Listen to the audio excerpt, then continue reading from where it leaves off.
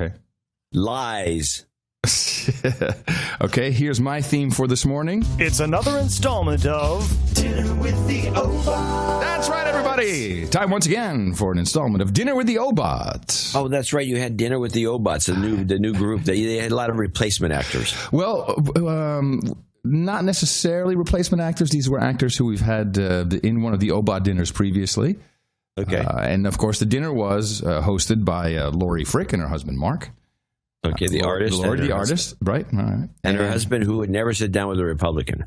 No, that's someone else. You always make this mistake. I keep getting these characters mixed up. No, Mark is great. Mark is fantastic. Yeah, I met him. He's a great guy. He's very quiet, and then from time to time he just pipes up and says something and floors you. No, so I had met these two OBOT participants previously, and we discussed one of them in great detail. This is Professor Jamie Pennebaker and his wife, Ruth Pennebaker.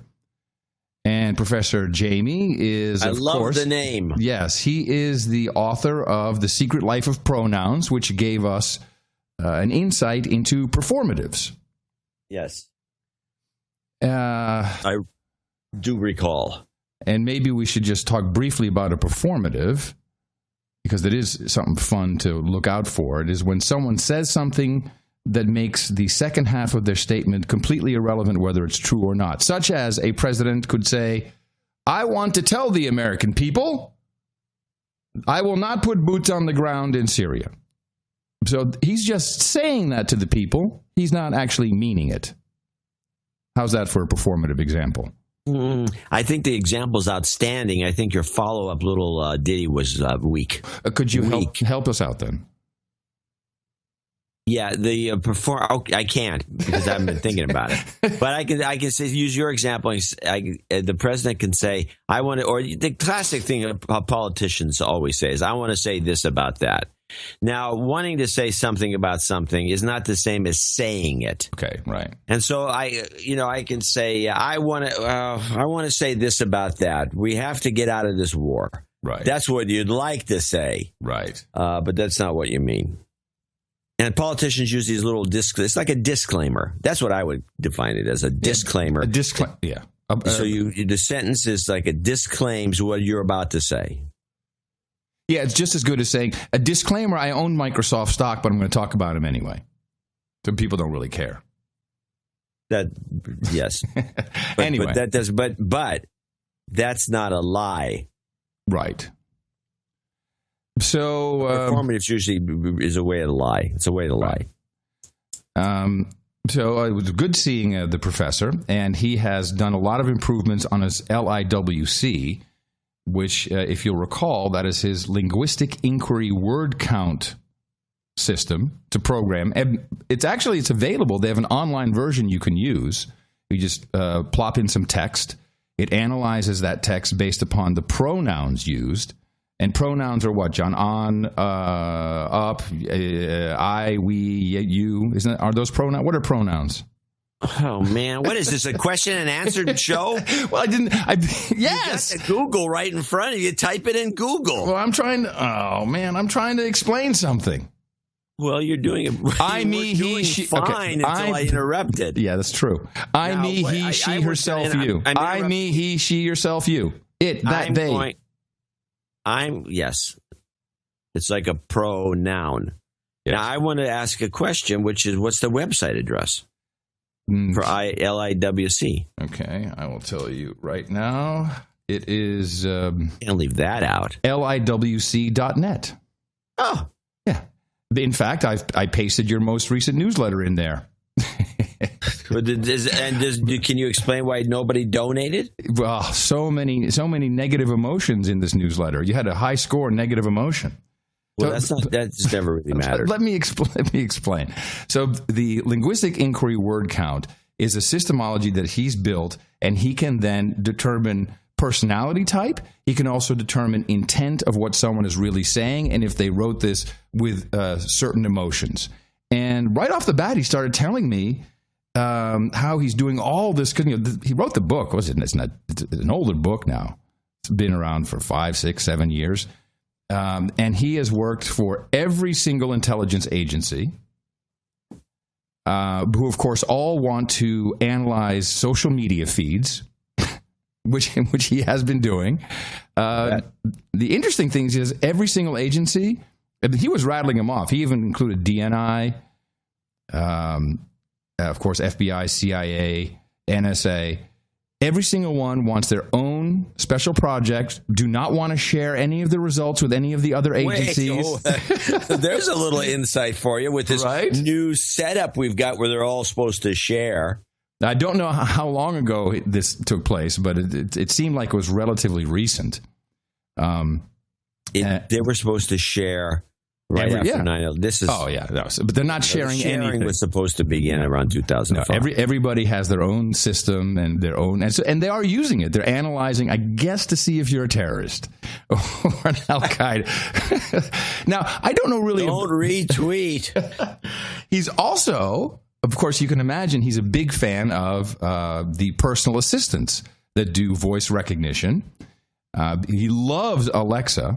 He's all in, and so far in fact, that at a certain point during the dinner, he says, well, this Amazon thing is, it's artificial intelligence. It's real artificial intelligence. No, it's not.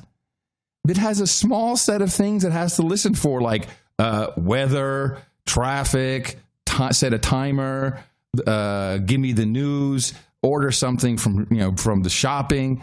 That's not intelligence. It's just a very small set of words it has to listen to and recognize, or as they call it, utterances, I think is what the API calls for Amazon Echo. Yeah. He wouldn't even, no. He says this is artificial intelligence, which is an interesting point to debate.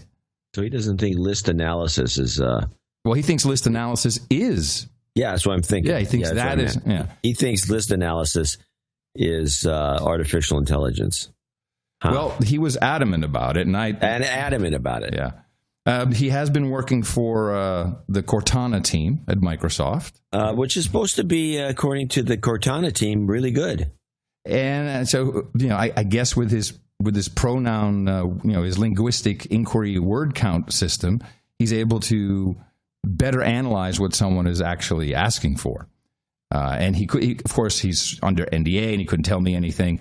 But when I suggested making a Gmail plugin, so a plugin where you could analyze anyone's email that they send to you, what their true intent was, which I thought was a genius idea. He said that one of the partners he's working with has already made this, but it's not yet been released. So I don't know if it's going to be released and I'm just going to suppose that may be Microsoft. Anyway, I wouldn't make that supposition. Well, you weren't at the dinner. Oh, yeah. Well, that's true, but I still wouldn't make the supposition. Now, because they were talking, because it was during the Cortana discussion. Yes. It was within context. That's what you're telling me. You're giving me a wink, wink, nudge, nudge. Yeah, I'm giving you a wink, wink, nudge, nudge. Why would they do it? Well, Microsoft is famous for doing cool stuff and never being able to launch it properly. I'd say. I'm not going to argue that. It's not so relevant. Now, before the dinner, and Tina the Keeper, of course, accompanied me, I said to her, now, Ruth, his wife, she's all in. She's all in on everything, on climate change. We're all going to die. Republicans are assholes. Hillary's going to win. She'll be the next president. Planned Parenthood, is great. So I said, I'm really going to take it easy. Because, there's a lot of things that are in there. And I was very conscious of myself because I didn't want to get triggered by some, by stuff that could come up in the conversation. You were self-aware, and you probably weren't drinking much then. Yeah, at that point, no. It was the cognac we'll get to that in a minute. Aha. Now, here's what Jamie did, Professor Jamie. He ran his system on all of the most recent debates and came up with profiles of the candidates. Nice. Yeah, it's fantastic. This is a no agenda exclusive. This is an extreme exclusive. People aren't paying us for. That's right. And today, especially. However, you just have to take this with the truth that he sees in it. And he's a professor at UT, so he runs a whole department. So he's got a lab and everything. So you got to think. Doesn't mean anything. And also that no one said I couldn't talk about it on the show. So here we go. Well, they made a mistake. Who are the two candidates, and this could be from either, of course, right now we're only looking at Republicans and Democrats. Who are the two candidates who, according to the LIWC system, are the most truthful, speak the truth? Not just they believe the truth, but speaking the truth. Now, can I get a hint? Are they Democrats or Republicans? It's just two. Just pick two. Oh, this is not good. All right, I'll pick two. Mm-hmm. Mike Huckabee and Hillary Clinton. Wow, you got a double loser. The most truthful, Ted Cruz and Bernie Sanders. Huh. They are speaking the truth. Doesn't surprise me. The dumbest? Oh, they have dumbest? He has two dumb. No, actually, wait. First, Hillary, because I asked specifically, knows no truth when she speaks. This is the analysis. She speaks as if she knows that she is not speaking the truth. She knows she's not speaking the truth. Yes. That is the analysis of Hillary. That sounds right. He's pulled out two names as the dumbest. Hint. Now, how is that determined? Again, it's his system, so right, he's running it through. So who use language that makes maybe it's fair to say who use language who make them sound incredibly dumb. In fact, well, no. Who are the two dumbest according to the LIWC system? And I'll give you a hint. Both are Republicans. Surprise. Well, that's because it's 12-2 or so, or 4. How many they had? 3 now. So the rate it's likely to be mostly Republicans because there's more of them. There's more of them. So the two dumbest Republicans. This is a No Agenda exclusive. I'm telling you, this is millions of dollars worth of University of Texas scientific work being rolled out for you right here. The science is in. All right. Well, there's a bunch of I don't know. Maybe let me take a shot at. And I'm going to, if I'm right on either one of these, I have a comment. Okay. Donald Trump and Chris Christie. Donald Trump is correct. You have a comment on Donald Trump before I give you the second one? I want the second one first. The second one, and I will give you his, not just the name, but also a descriptor. Ben Carson, he says, is devastatingly stupid. Well, haven't I been saying that on the show? But I mean, he says the only thing this guy can do is brain surgery. He's stupid on everything else. A savant. Yeah. True. It's likely. I'm glad that one of the two was Christie or Trump, but I think Carson fits right in there. Mm-hmm. This seems to me that he's coded in anti-East Coast establishment bias. I can't speak to that. He is he's from Texas. His wife is from Oklahoma. They've lived in Texas, although they did live in New York for a while, and she wrote for the New York Times. And so that would be her bias. I don't think that slipped into his work. He's a natural thing. If you're from the Midwest or the Bible Belt, which is where he's from, Texas is included by far. You could code in an anti-East Coast bias unwittingly. Wouldn't. It's possible. No, it's possible. That would put Trump and that's why I'm surprised Christie wasn't the other one right at the top of the list because they talk like New Yorkers. Yeah, possible. That's probably baked into the code then somehow. Who, according to his analysis, will become the Republican nominee? Now, I'm not sure how his LIWC system works. This is a stretch. Look, at this point, there's a 2-glass champagne. Does the LIWC system include party-based corruption that usually results in the candidate being elected who they want to be elected? Is that in there? The insinuation to me, the way I received it, was that something about the way this particular candidate speaks shows that he also knows he is going to be the Republican nominee. Jeb Bush. Incorrect. Ted Cruz. Incorrect. Chris Christie. Incorrect. Who else? I don't know who there is. That's why it was so surprising to me. Okay. Who? Marco Rubio. Oh, yeah, that's a possibility. I probably should have mentioned him. Yeah. He's according to the LIWC system and his extrapolation of the data, Marco Rubio will receive the nomination. Here's my problem with this. Marco Rubio still looks like he's 14. You cannot be the president of the United States looking like you're 14. It's just not. No one's. John Kennedy was the youngest president we ever voted in. He was mature. Rubio's not.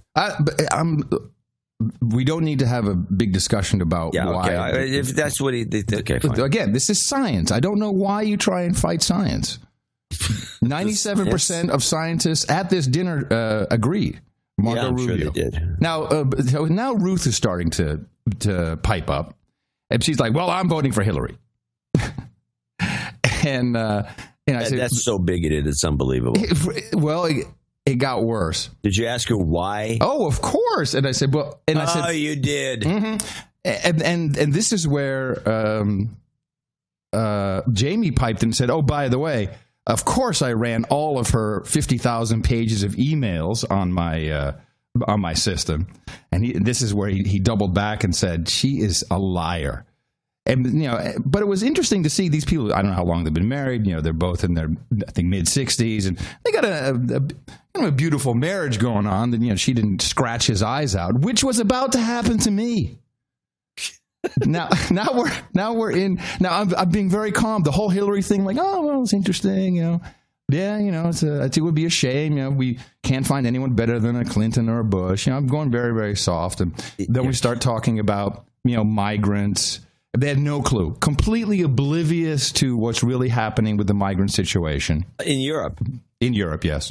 Holy mackerel. Really, really almost zero knowledge.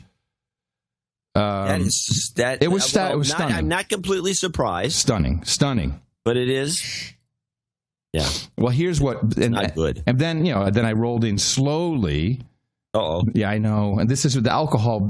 And Lori kept pouring cognac. This was the mistake. And then, it's like, well, that's the way to get you to talk. She knows what she's doing. You say ex-reporter. So then I roll out, World War III, that we're kind of in the middle of it, and look at everything that's happening. And then Tina and I talked about it for an hour after we got home. I don't know exactly how it came about, but at a certain point. So wait, stop. So right now, this whole thing is Lori, the artist, amusing herself. Oh, yes. She's pouring this. Okay, hubby, we're gonna let's get entertained here. Here, have some more cognac. By the way, this is good cognac. Oh, it's dynamite cognac. Yeah, and I couldn't even read the label. This is how I'm blotto. I'm blotto now. But I'm cool, right? I'm like, okay, it's all right. It's all right. Yeah. And then I'm not sure. And we both can't figure it out. It was probably something about Hillary and Black Lives Matter or Bernie. And at a certain point, Ruth turns to me, and Jamie's almost inconscious. They say, well, you're just ignoring your white privilege. And I lost my shit. What? I lost it. What does it mean, though? That I am privileged and I need to shut up about things like Black Lives Matter, I think. But I've never been accused. We've talked about the white privilege meme for a long time. I've never actually been accused of that by someone saying, well, you're just ignoring your white privilege. And I got to tell you, I lost it. That upset you? Yes. Yes. I mean, if somebody said that to me, I think I'd laugh. Well, again, I'd been sauced up. I'd been set up. It was clearly a setup. It was a setup. You've been put on the tee for the T-ball batter. And it was even. I could even see Tina looking at me, going like, "Dude, calm down." It was like, "You're a bit defensive, aren't you?" I said, "Well, I didn't have your Cherokee." I didn't sounds like from the way you drink. Well, I said, I'm Pocahontas. No, I said I grew up. No, but I said this is bull crap. I said I grew up in Europe. Okay, There's no white privilege in Europe. Yeah, it's all white. No, it's not. Have you ever been to Europe? There's, all kinds of integrated races going back to the Moluccas, the Indonesians.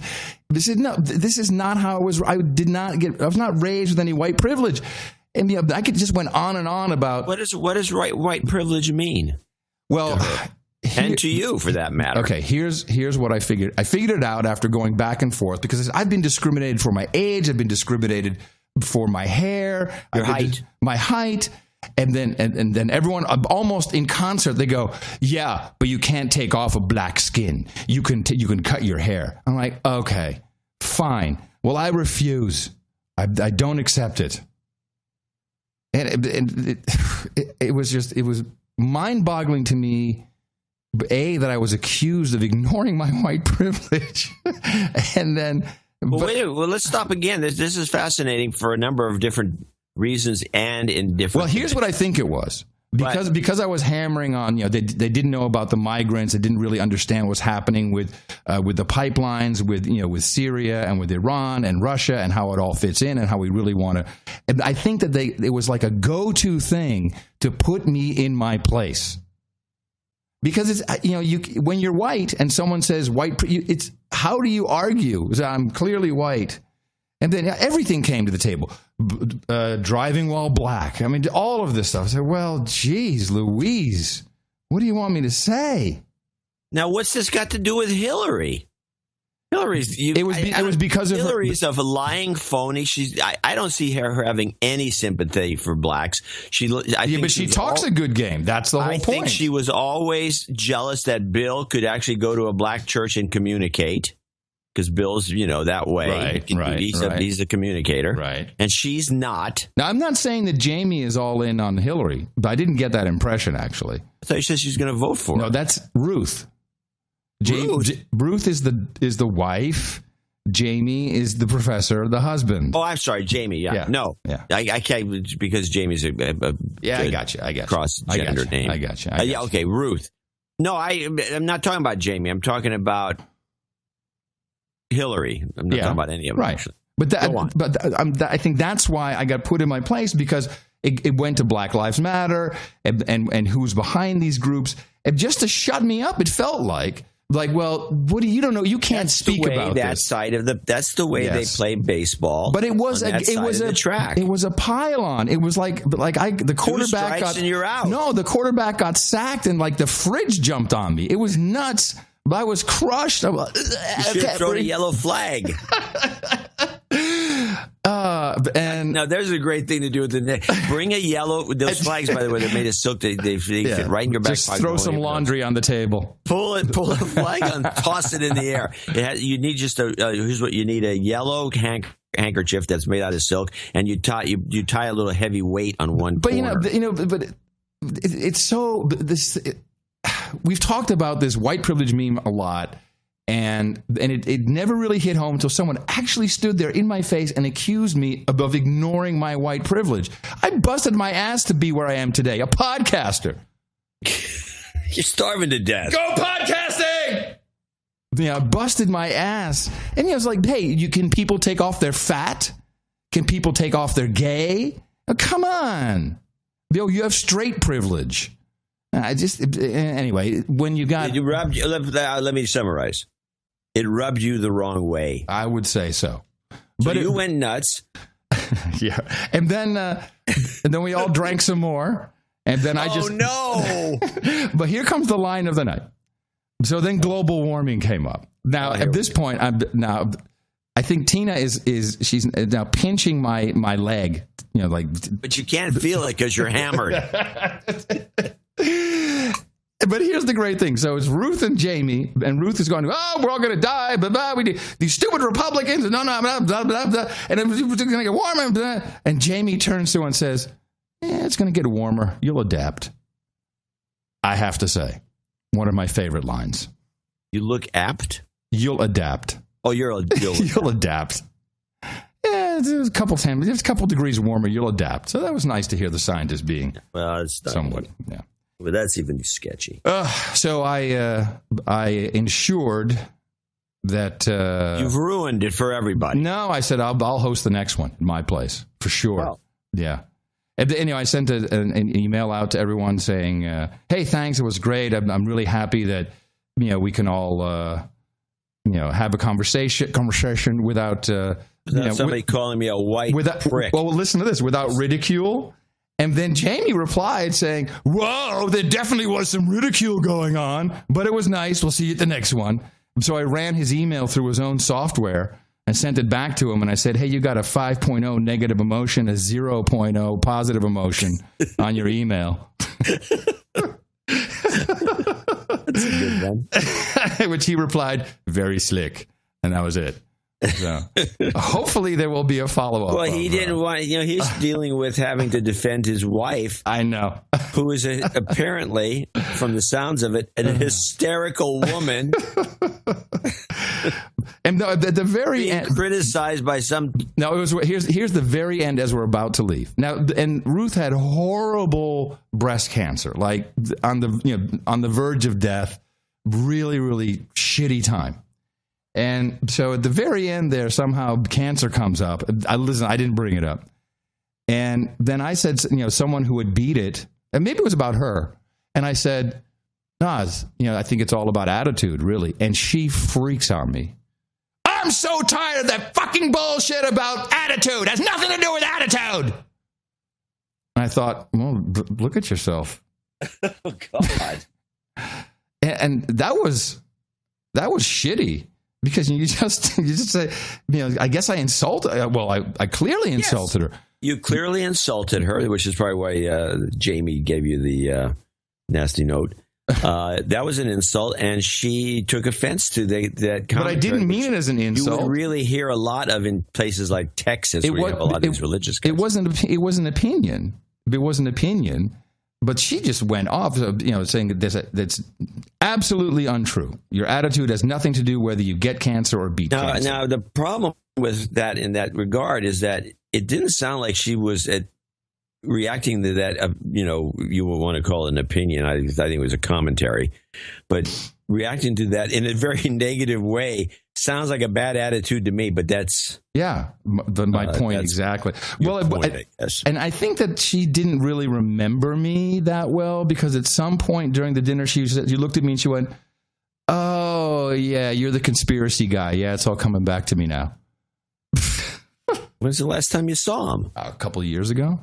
Oh, shouldn't take that long. 2 years ago. Yeah. You're the conspiracy guy. I said, "Excuse me, I prefer to refer to myself as a podcaster." Alrighty then. Well, this is sounds like anyone who is all in on Hillary, despite her husband showing that she's just an out-and-out liar. Yeah. Has a lot of issues with cognitive dissonance, where you have contradictory thoughts in the brain at the same time, which kind of confuse you because you can't straighten yourself out.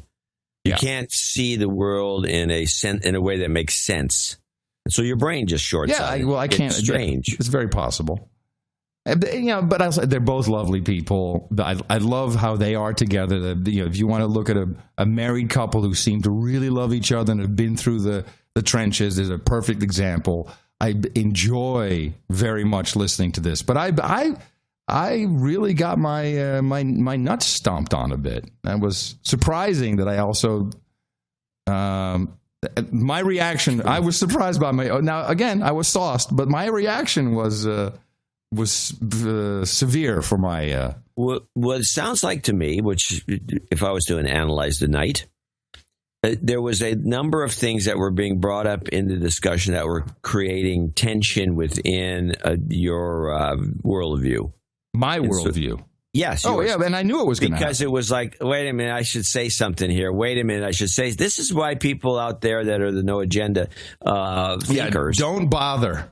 Either don't bother or just be a grouch. Yeah. So it's like one thing's building up, it's building up because I should say something here. Oh, I should say something. Oh, that's not right. They don't even know about this. Oh, they don't even know about that. How can they even make these judgments when they're that ignorant? True. They don't know this. They don't know this. Let me pound a few down and boom, out it comes. Now, most importantly, Lori made a dynamite corned beef dinner. which Okay. it was really good. I'm going to get her recipe. It was kick ass. All right, we'll get a recipe. Yeah, that was really. Oh, and then Lori did try to get the conversation going at one point. She said, "Have you heard about people moving into tiny houses?" And here's how my brain goes. Oh man, Agenda 21, Agenda 2030. Oh no, shut up, Curry, shut up, Curry.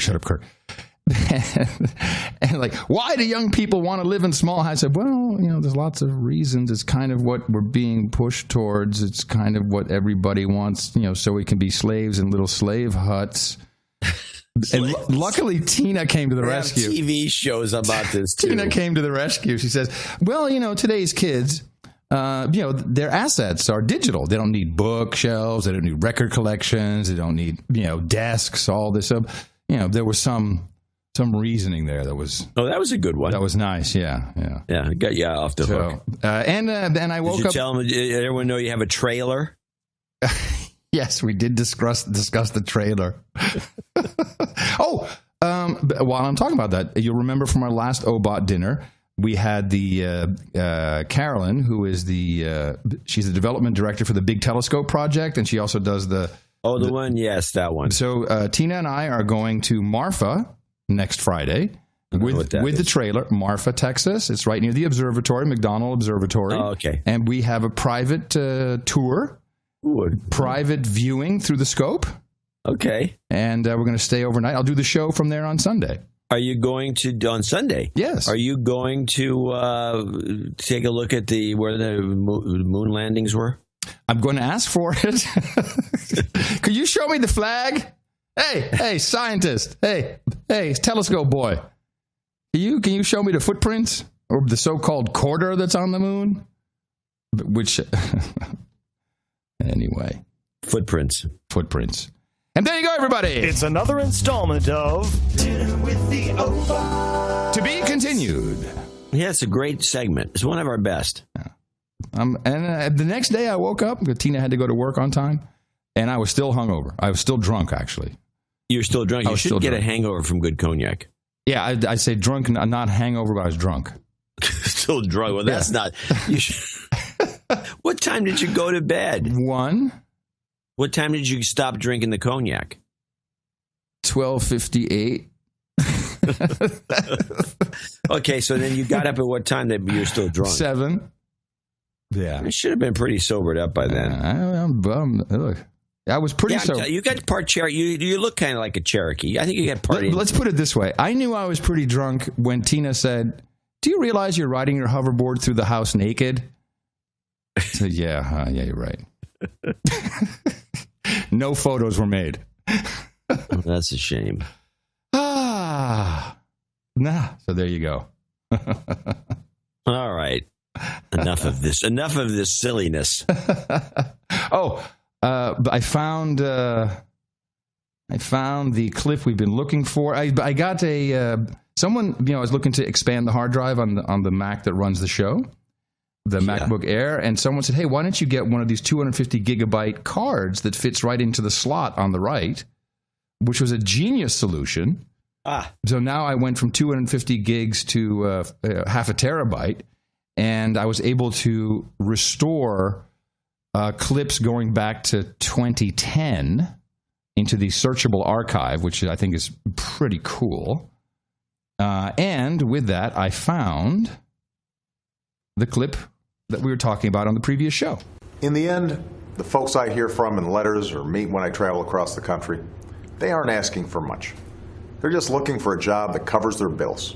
They're looking for a little financial security. They want to know that if they work hard and live within their means, everything will be all right. They'll be able to get ahead and give their kids a better life. That's the dream each of us has for ourselves and our families. And so long as I have the privilege of serving as president, I'll keep fighting to put that dream within the reach of all Americans. Woo! Have a great weekend. American dream. The American dream, everybody. Now, that is one of the greatest clips that we've ever promoted. Now, that is from 2011. And Getting By clip. That is the Getting By clip, and now I'll be able to find it. Of course, we had a lot of local elections the past couple of days. As an aside, I want to say thank you very much, Austin, for voting down the $287 million bond to build a courthouse right in front of my building. Thank you. Perfect. Narrow margin, 51 to 49, 1,000 vote difference. I'm happy about that. But in Kentucky, they also had some elections. And here is Kentucky House Speaker Greg Stumbo, and he picks up on the president's just getting by meme in a peculiar way. Back home, be safe, and believe in the party. You belong to the greatest political party that the world has ever seen. You belong to the party of Jefferson and Jackson and Clinton and Kennedy and, yes, Obama. And no, I don't agree with everything that he does, but I'm going to tell you something. I believe in the core values that he represents. The core values that he represents is the belief of bringing the middle-class dream to every American. The middle-class dream of every American, John. The dream is to be middle class. Middle-class dream. And it gets better. Now, I believe that there's a horse out there. It's not American Pharaoh. It's an Arkansas Traveler. A horse. And that horse is bringing a lady jockey. And that horse and that jockey are going to come here to Kentucky next year and help us rebuild this party. Thank you, and God bless everyone. Woo! The horse from Arkansas. Just getting by is my American dream. That's right, just getting by. Well, that's the guy who lost, I believe. I don't know. Well, the guy said that he's Kentucky. That's a Kentucky guy, right? Kentucky guy, yeah. Yeah, he's the guy who lost. He was beaten by a Republican, and he was running for governor. If I'm thinking of the right guy, but more importantly than him and his nuttiness, which sounds like a lunatic, was they discussed this. He was supposed to win, but it was neck and neck. And then at the end, he was ahead. He was going to win. And so there was a little discussion of this on PBS NewsHour because it fell right into my wheelhouse. Oh, wait. Is this, that's not 3x3, is it? No. No, this is a PBS NewsHour. So it fell within my wheelhouse, which is that the polling in this country is rigged to benefit the media companies. Kentucky Polls is the clip. Hold on a second. Roger. Stu, the Republicans or conservative causes had gains on issues. They had gains on candidates. Let's start in Kentucky. How did Matt Bevin confound the polls? Well, Glenn, you're right. Almost all the pollsters got it wrong, and there are a number of possible explanations. To some extent, they always had Jack Conway, the Democrat, running in the mid-40s, but with a 2 to 5 point lead. He ended up losing, but he also got in the mid-40s, just what they predicted. So it could have been that the undecided voters swung dramatically to the Republican.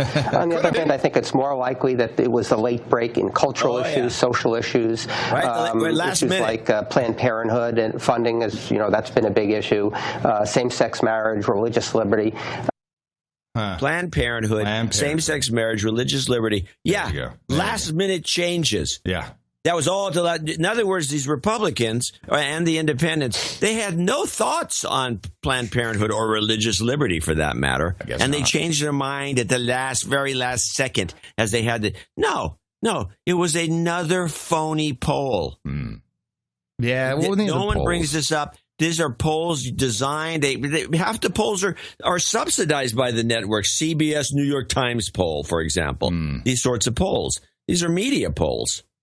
The media's got their name on half of these polls. Yeah, it's always like Time, CNN. Yeah, the CNN poll. Yeah. These polls are designed for one thing, to bring in bigger advertising dollars.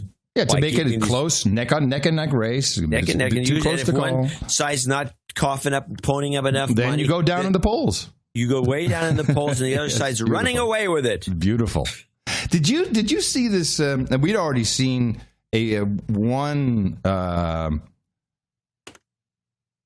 campaign from this group that were selling T-shirts. This is the Deport Racism 2016 clip that has, just by its imbecility, gone viral. Did you see this at all about Trump? No, I did not. So do you recall the kids who were saying about feminism?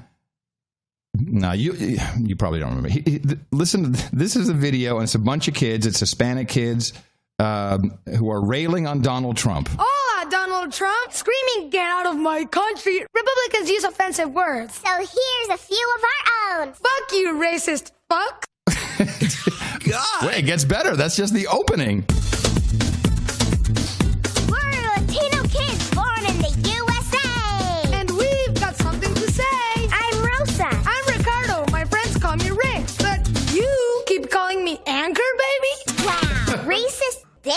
When you say Mexican immigrant, Are rapists, murderers, drug dealers, you know it's racist codes for words like spics, wetbacks, and beaners? and you have attacked people. For speaking Mexican in this nation? It's Spanish, idiota. Maybe a little less hairspray and more education? Maybe a little less hairspray and more education? Millions of working Latinos would be deported. If you get your logo way, pendejo, if you're in the White House for America, it would be nothing but Bad hair days. Yo, Trump, you may be high in the polls. thanks to painted racist suckers. But you're all going to have to come through me. If you try to deport my abuelita, motherfuckers. You see, the Your favorite word? Constitution makes me a citizen. And you hate that because I'm brown. And you say you're a patriot? But you want to tear the Bill of Rights down. I'm an American. So here's they're saying that now they're claiming the Bill of Rights gives them the right to be what Trump would call an anchor baby. Born in the USA. This is my home. You can't take my rights away. If you don't like our Constitution and what it stands for, get the fuck out of my country. Can you believe Of that? Can you course. believe this? Yeah, I can believe that it's a dirty trick. This is so phony. It's outrageous. Well, wait until you hear the deconstruction of it. This is what's cool. Fuck you, racist fuck. I'm going to keep that one. That's a good drop. So, Deport Racism 2016. So this is the group is offering $5,000 to anyone who disrupts NBC's broadcast of Saturday Night Live when Trump hosts it. That's this coming Saturday. So let's look at this group, deportracism.com. They link to Bernie Sanders when it comes to immigration. However, and this was, I think this came from 4chan. Someone looked in the code of the website. And in the code of the website, there's some JavaScript that may have just been a cut and paste still there. But it clearly points to twitter.com/status Hillary.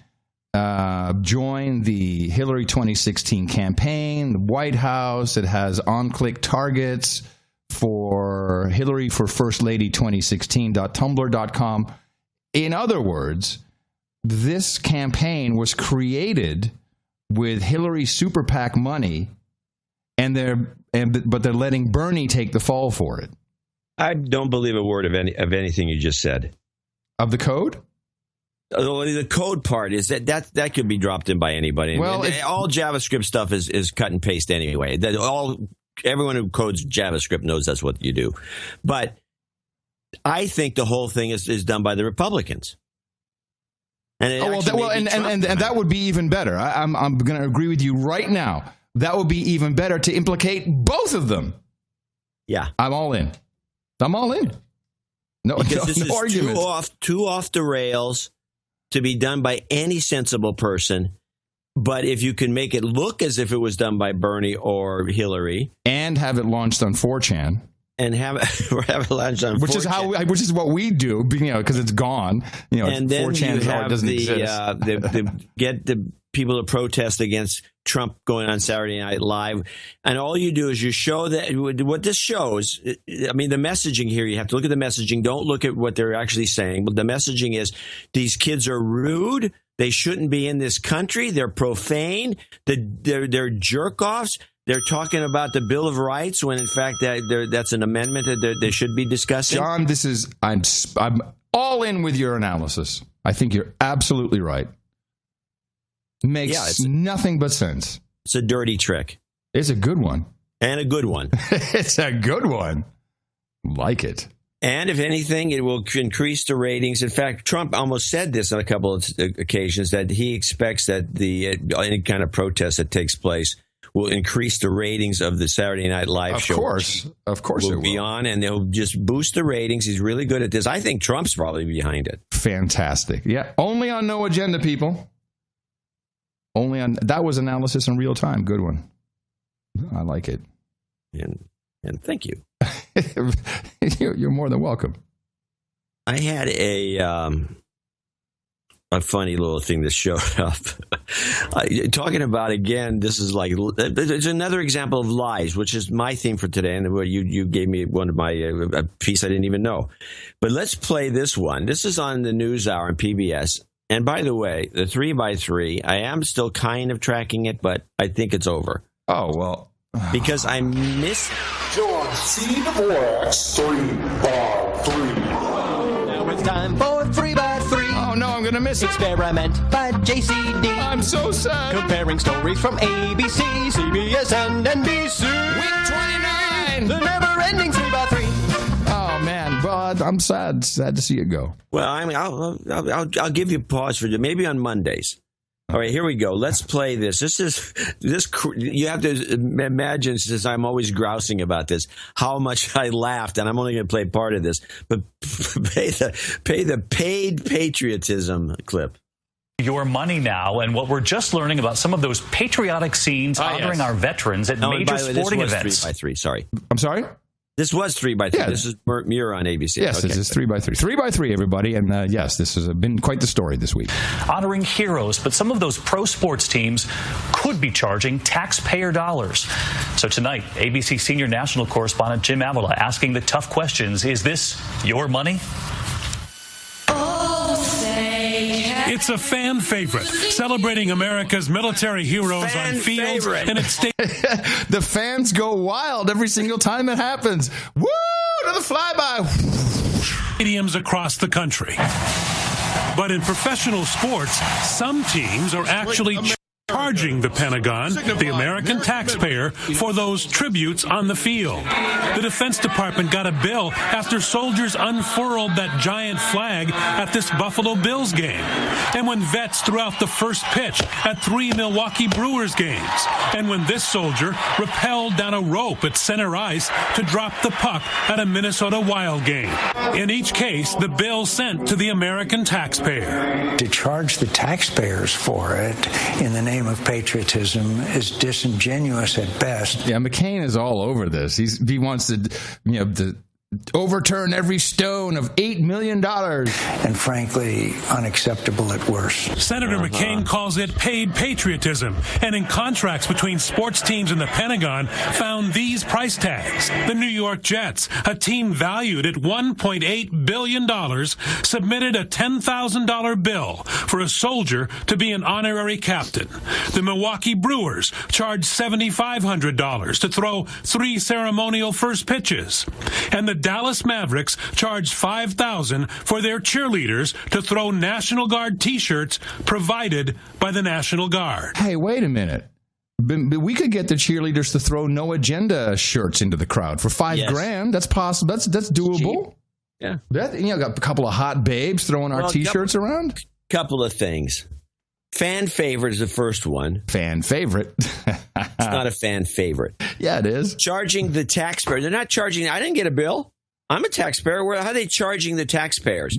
Oh, they're charging the Defense Department with its $680 billion budget that we don't account for. And the entire bill for all of this paid patriotism is only a quarter of the $43 million gas station we built in Afghanistan. Which we'll get to. Yes, it's only that. And then to do this sort of... Now, here's what bothers me. I can tell you that this is a specific type of reporting that you do. It has nothing to do with the basis of the story. You do this to shame people. Yeah. And this is how it went in that story. The New York Jets, valued at $1.8 billion... as though they got money to throw away. I will say one additional thing, which we've pointed out from time to time, that the National Football League does not pay taxes. They are exempt from paying taxes by law. Then McCain should work on that instead of complaining. Now, here's what gets me. Here's the hypocrisy, the lies. Do ABC, NBC, and all those companies that take Army money for Go Army and all those Army ads and all those Army sponsorships, do they just give that to them for free? Does the NASCAR team that has the Go Army and the U.S. National Reserve cars that run in the Cup Series, do they not have to pay for those ads I'll tell you, when I was in Fort Worth, I did not have to pay for saying, "Go podcasting," which is a fan favorite. It is. It's one of my favorites. But I always have to have the clunk at the end where you drop the mic. Drop the mic. Now, so these guys, the way I see it, I see this whole story as a conflict of interest. It's the networks that are trying to get this money for advertising for the Navy, for the Army, for the Air Force, the Marines. Yes. And now they see that it's being scrounged away by these national football guys and under false pretenses as though they're patriotic. And so they gave them the needle without ever mentioning that's a conflict of interest to even do the story. Right. Douchebags. And this is one of the reasons that we don't have advertising. And I wish people would recognize it as such and think it's maybe worth something.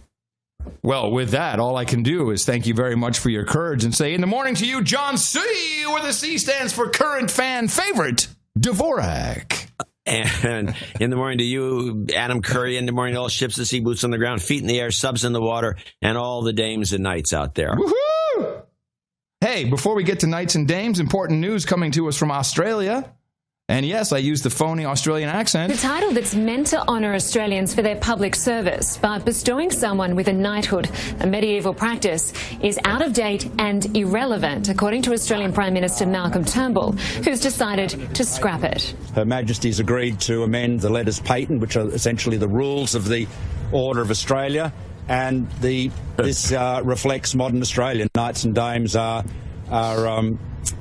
titles that are really anachronistic. They're out of date. They're not appropriate in 2015. And I think this is the perfect time for us to pick up the slack. And especially with the Australians. Yes, and I believe that we should seriously consider some special donation awards for receiving a sash, a No Agenda sash.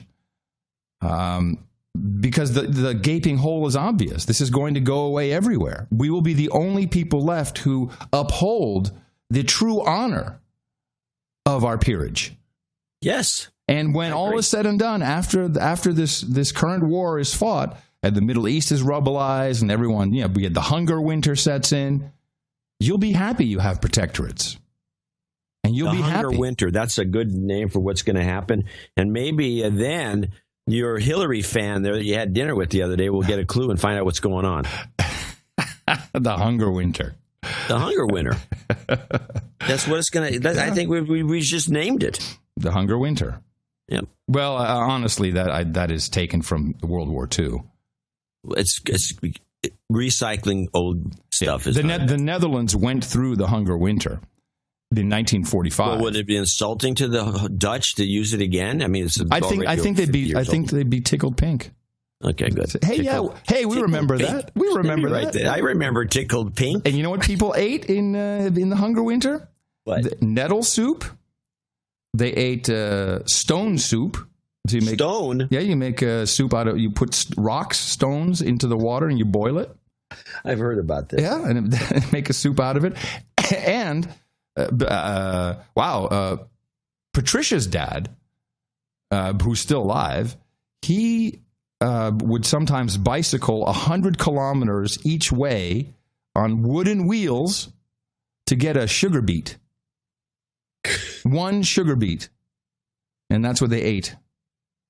So there's enough historical precedence, everybody, for the hunger winter. Coming in 2017, the hunger winter. Get your sugar beets now. So we have seeds. We have one lone. We should be selling seeds. We have one lone executive producer, associate executive producer. He's actually an associate executive producer, but he gets bumped up. This is Eric Berg, who came in late with $210.12 from Mason City, Iowa, and he is our only executive producer for this show, 771. I want to thank everybody else who thought about it but didn't do anything. He has a call out, I say. Yes, let's do it. Hi, Adam and John. The state of Minnesota nuts was good enough to hold on to an insurance refund that I didn't know about for over 8 years. By the way, let me stop. Hold on. Stop the show. Stop. I have money all over the place because I had somebody supposed to send me a check. Hell yeah. Yeah, doubloons. Somebody's supposed to send me a check. I used to have a banking account at the city credit union. I let it lapse. Next thing you know, they take my whole account and they say, well, you haven't been in for 6 months. Boom! They send it to the state of California. Right. Then I have to wait a year to get it back from them, and I have to file a bunch of paperwork. Yeah. This happened with an insurance policy after my mother died. Boom! Send it to the state. Yeah, you want it? You got to struggle and fight for it. Took over 2 years to get it. I have some money from Hotels.com. When I had my original website, I had a link to them, and I picked. You were getting fees, money. I was getting money. How much was it? I think it's for like $200. Wow! And it's in the state of New York. Wow! And it's sitting there now. I can't get it. And I had other instances of this. And then I have instances where once in a while somebody says, "Oh, look, we found your money." And this is bullcrap. Why don't these guys just keep the money? I don't understand why the credit union would give the money to the state when it's sitting there. It has to be doing them some good. Maybe after 25 years, if I don't pick it up. Well, there must be some law, some regulation. There is a law, right? You can't. If this happened, I almost lost some stock recently from. No. Was it Uber stock? No, I almost lost Facebook stock. 2 cows. 2 cows. I don't. This is a strange story because I don't even know how. That's a good story. I like the 2 cow story. That's great. Yeah, I have some 2 cows, and they send me a note saying if you don't send your proxy statement in, or so we haven't heard from you for 2 years, we're sending this stock to the government. You know why you didn't do anything? You know why? White privilege, my friend.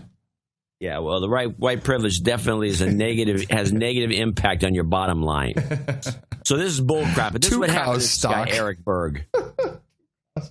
Says the Minnesota nuts were good enough to hold on to an insurance refund that I didn't know I had for over 8 years after I'd moved to Iowa.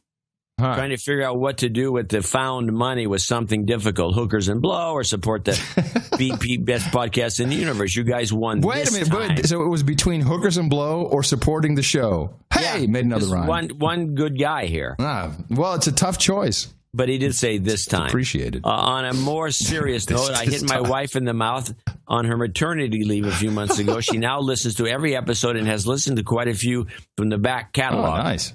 But not only has she not donated, she says she skips the donation segments. Oh, no.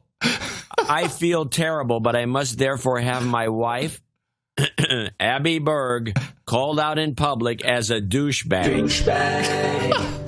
Shut up, slave. 2 to the head. Oh, look at that juice. Thanks, Eric. Shut up, slave.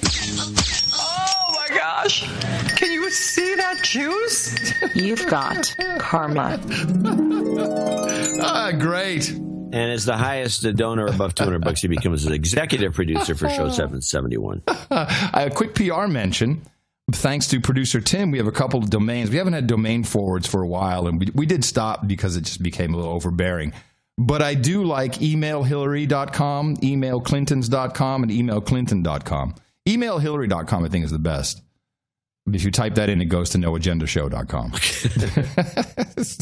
Gotta love it. And there you go. That's how we roll. Thank you very much to our sole executive producer. That is, and you know what? I forgot to thank our artists, actually. I want to say in the morning to Nick the Rat and everyone else who submits the art at noagendaartgenerator.com. Great art from Nick. And this was for episode 770, Mighty Men of Valor. And it was a picture of Joe Biden drawing a map on ripping up or tearing Iraq into 3 different states. Chunks, yeah. And someone sent me a note about that because this was from the what was the clip we were playing about Mighty Men of Valor? I don't remember, but it was funny. Yeah, I know that. Hold on a second. I want to play it because I got a pretty cool email about it. It was Mighty Men, I think, right? What was that? It was on the previous episode? Hold on. That was on... Let me just find it. I think it was the last episode. Yeah, but how come I can't find it? You probably have it named funny. Yeah, why would I have it named funny? Hey, you're talking to the wrong guy. Yeah, it was. Anyway, it was resistance. It could be resistance fighters, mighty men of valor, righteous. Those keywords could be there. Kurds. I don't think it was labeled the valor at all. But anyway, let me read the email to you. Here it is. I'm really bungling this one. Okay, I'm going to have to... That's it? I think we'll do that for Sunday. I'm bailing on it. Now I can't find anything. I don't know. Oh, wait. Here it is. Oh, I got it. Yes, mighty men of valor. This could explain the shortfall. Yeah, I'm sure that's what it is. Screw it. Stop it again. Make up your mind. I don't understand why I can't find it. I had it all queued up. Make up your mind. This is crazy. Oh, man. No. All right. Okay. Yeah, sorry. Now you're going to obsess. The show's ruined. No, I'm going to stop obsessing about it, but I will have it on Sunday. Sunday. Thank you again to our one executive producer who nabbed that spot with an associate executive producer donation, Eric Berg. Thank you. Of course, we have another show on Sunday in which I will present to you the Mighty Men of Valor etymology. Dvorak.org/NA. Please always be out there, especially for your wife, propagating the formula. Our formula is this. We go out, we hit people in the mouth.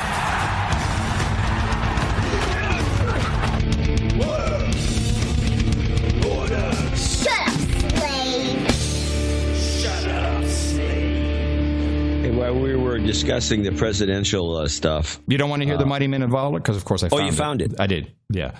Here we go. Okay, yes. Okay, this was Chad Williams. That's what it was. Chad Williams, former Navy SEAL. That was the guy who was all crazy about attacking, about the train, equip, and assist. Yeah. I think that it's a great call. You know, the head of our enemy, the snake, it's in Syria. And so we need to go over there and put a foot to that head. And I guarantee you so we start with that. Now, this is from Danny Haynes.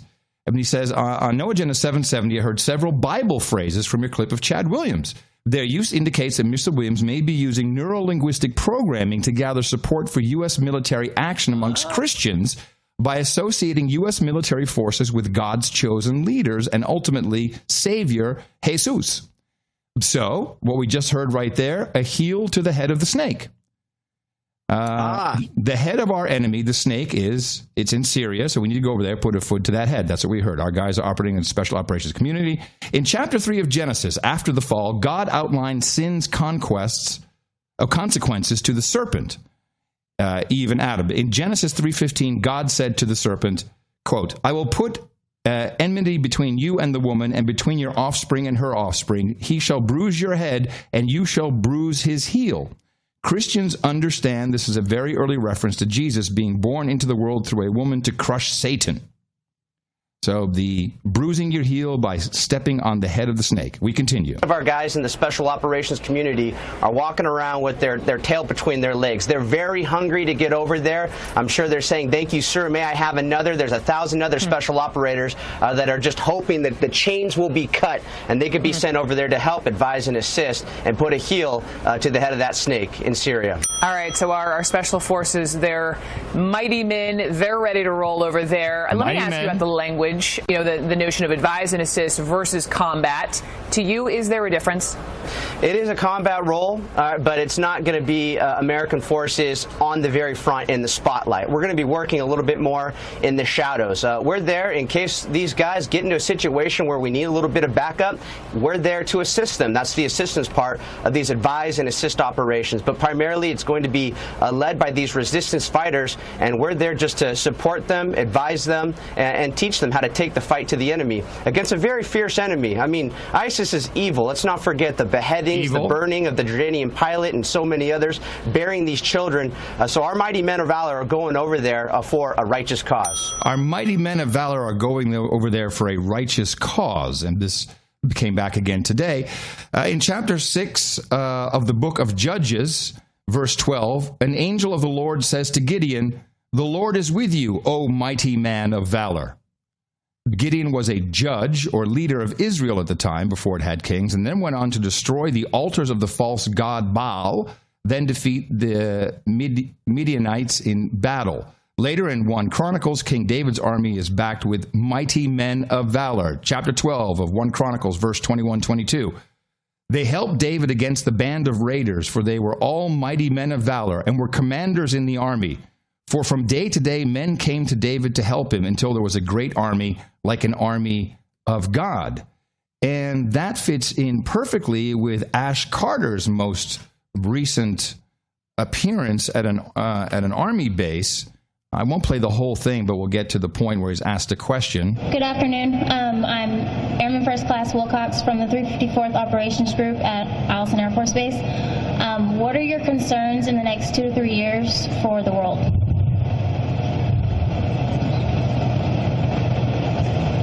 Like, what are the concerns over the next few years for the world, which really means for us in the world? I wish I could give you a short list. Unfortunately, it's not a short list. So I'm sorry about that, but that's just shows the importance of what you do. Yeah. So I'll just start. We got to beat ISIL. We're going to beat ISIL. These guys are evil, and we are, as I said, the noble, and they are the evil. And oh my God! We are the noble. He can't even remember a script. If you listen to the whole thing, he's just bumbling on forever. He's the worst, this guy. But there's a point. point. You're going to play that game, the neurolinguistic programming game, and you're going to run this, you gotta do it particular script. You got to have a guy who could say something decent up there. But Rumsfeld would have handled it. But I like the analysis of this mighty men of valor, and they're evil, and we're totally good. On the money. Yeah. Well, you got to do something. You got to pull everything out to get anyone, especially now. I mean, we were promised that we're not going to have boots on the ground. We're not, and they come out and lie. Well, we kind of didn't really mean. Now everybody's backing off on it. We got plenty of clips. I don't have too many myself, but you got Obama backing off. Well, we always kind of had that. I have it. It's just more of the same play. I have it. Hold on a second. But I have a couple of clips actually. Here is, okay. Well, first we have Lester Holt, who replaced Brian Williams on NBC Nightly News. And he had a little chat with the president. Many will look at it and say, you've broken your promise about boots on the ground. Have you? Well, keep in mind that we have run special ops already. And really, this is just an extension of what we were continuing to do. We are not putting U.S. troops on the front lines fighting firefights with ISIL. But I've been consistent throughout that we are not going to be fighting like we did in Iraq. Lies! Lies. He lied. Then we had Spokeshole Kirby at... by the way, wait, before you go on, have you seen his henchwoman? Yes, I have a clip from her, Trudeau. She is the worst. Well, I have the hotel clip because I have that as his package. Well, let's do Kirby first. Don't play the hotel clip. I don't think I have the hotel clip. Okay, go. Here's Kirby weaseling himself about the boots on the ground. A change in policy. Right. No. But your previous policy did not encompass putting boots on the ground in Syria. Wait a minute. Your current strategy, as outlined by the White House, does include putting boots on the ground in Syria. But there's no change in policy there? The policy was that we weren't going to engage in large ground combat operations, large-scale offensive ground operations against ISIL, and that is still not going to occur. But the policy was that you didn't have boots on the ground. That was a policy decision. The president could have put boots on the ground. He didn't. I don't know that he ever ruled it out. Just because you don't rule something out doesn't mean that it's a policy. Well, look, I'll defer to my colleagues at the White House to speak to presidential policy here. Yeah. Okay. Then we have two clips of this woman who I'd not seen before. Her name is Elizabeth Trudeau. Her full name is Elizabeth Kennedy Trudeau. Now, she's not related to the new Prime Minister of Canada, but is she related to the Kennedys somehow? I never thought of this. I didn't know her. I couldn't. She obviously is. That's why she looks disheveled. She's a wreck, this woman.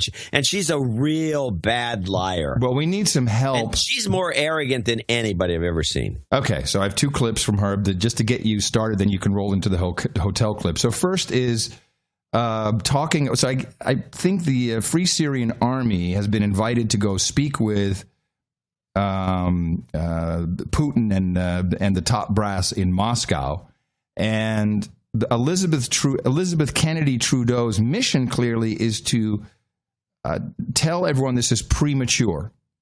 I will point this out as we roll along. Russian actions so far in Syria have been to prop up the regime. The Russians will hold a meeting between the regime and the opposition. Are you aware of this meeting, and what do you think about it?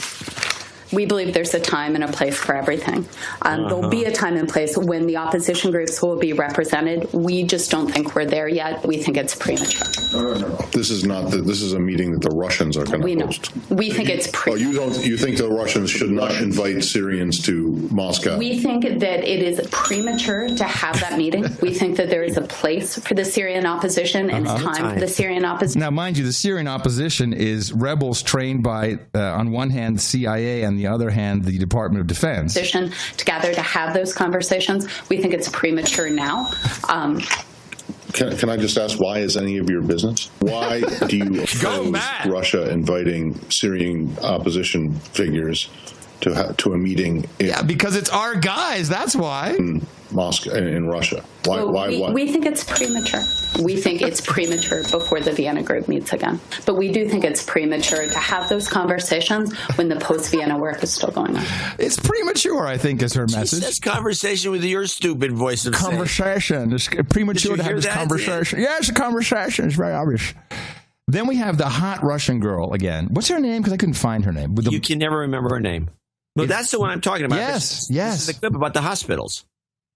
Oh, I'm sorry. Yes, I do have that clip. Okay. Well, I have the whole thing. I have the whole thing. Where'd you get the whole thing? From the video.state.gov. That's where you got that. You got that. I have the presentation done by RT.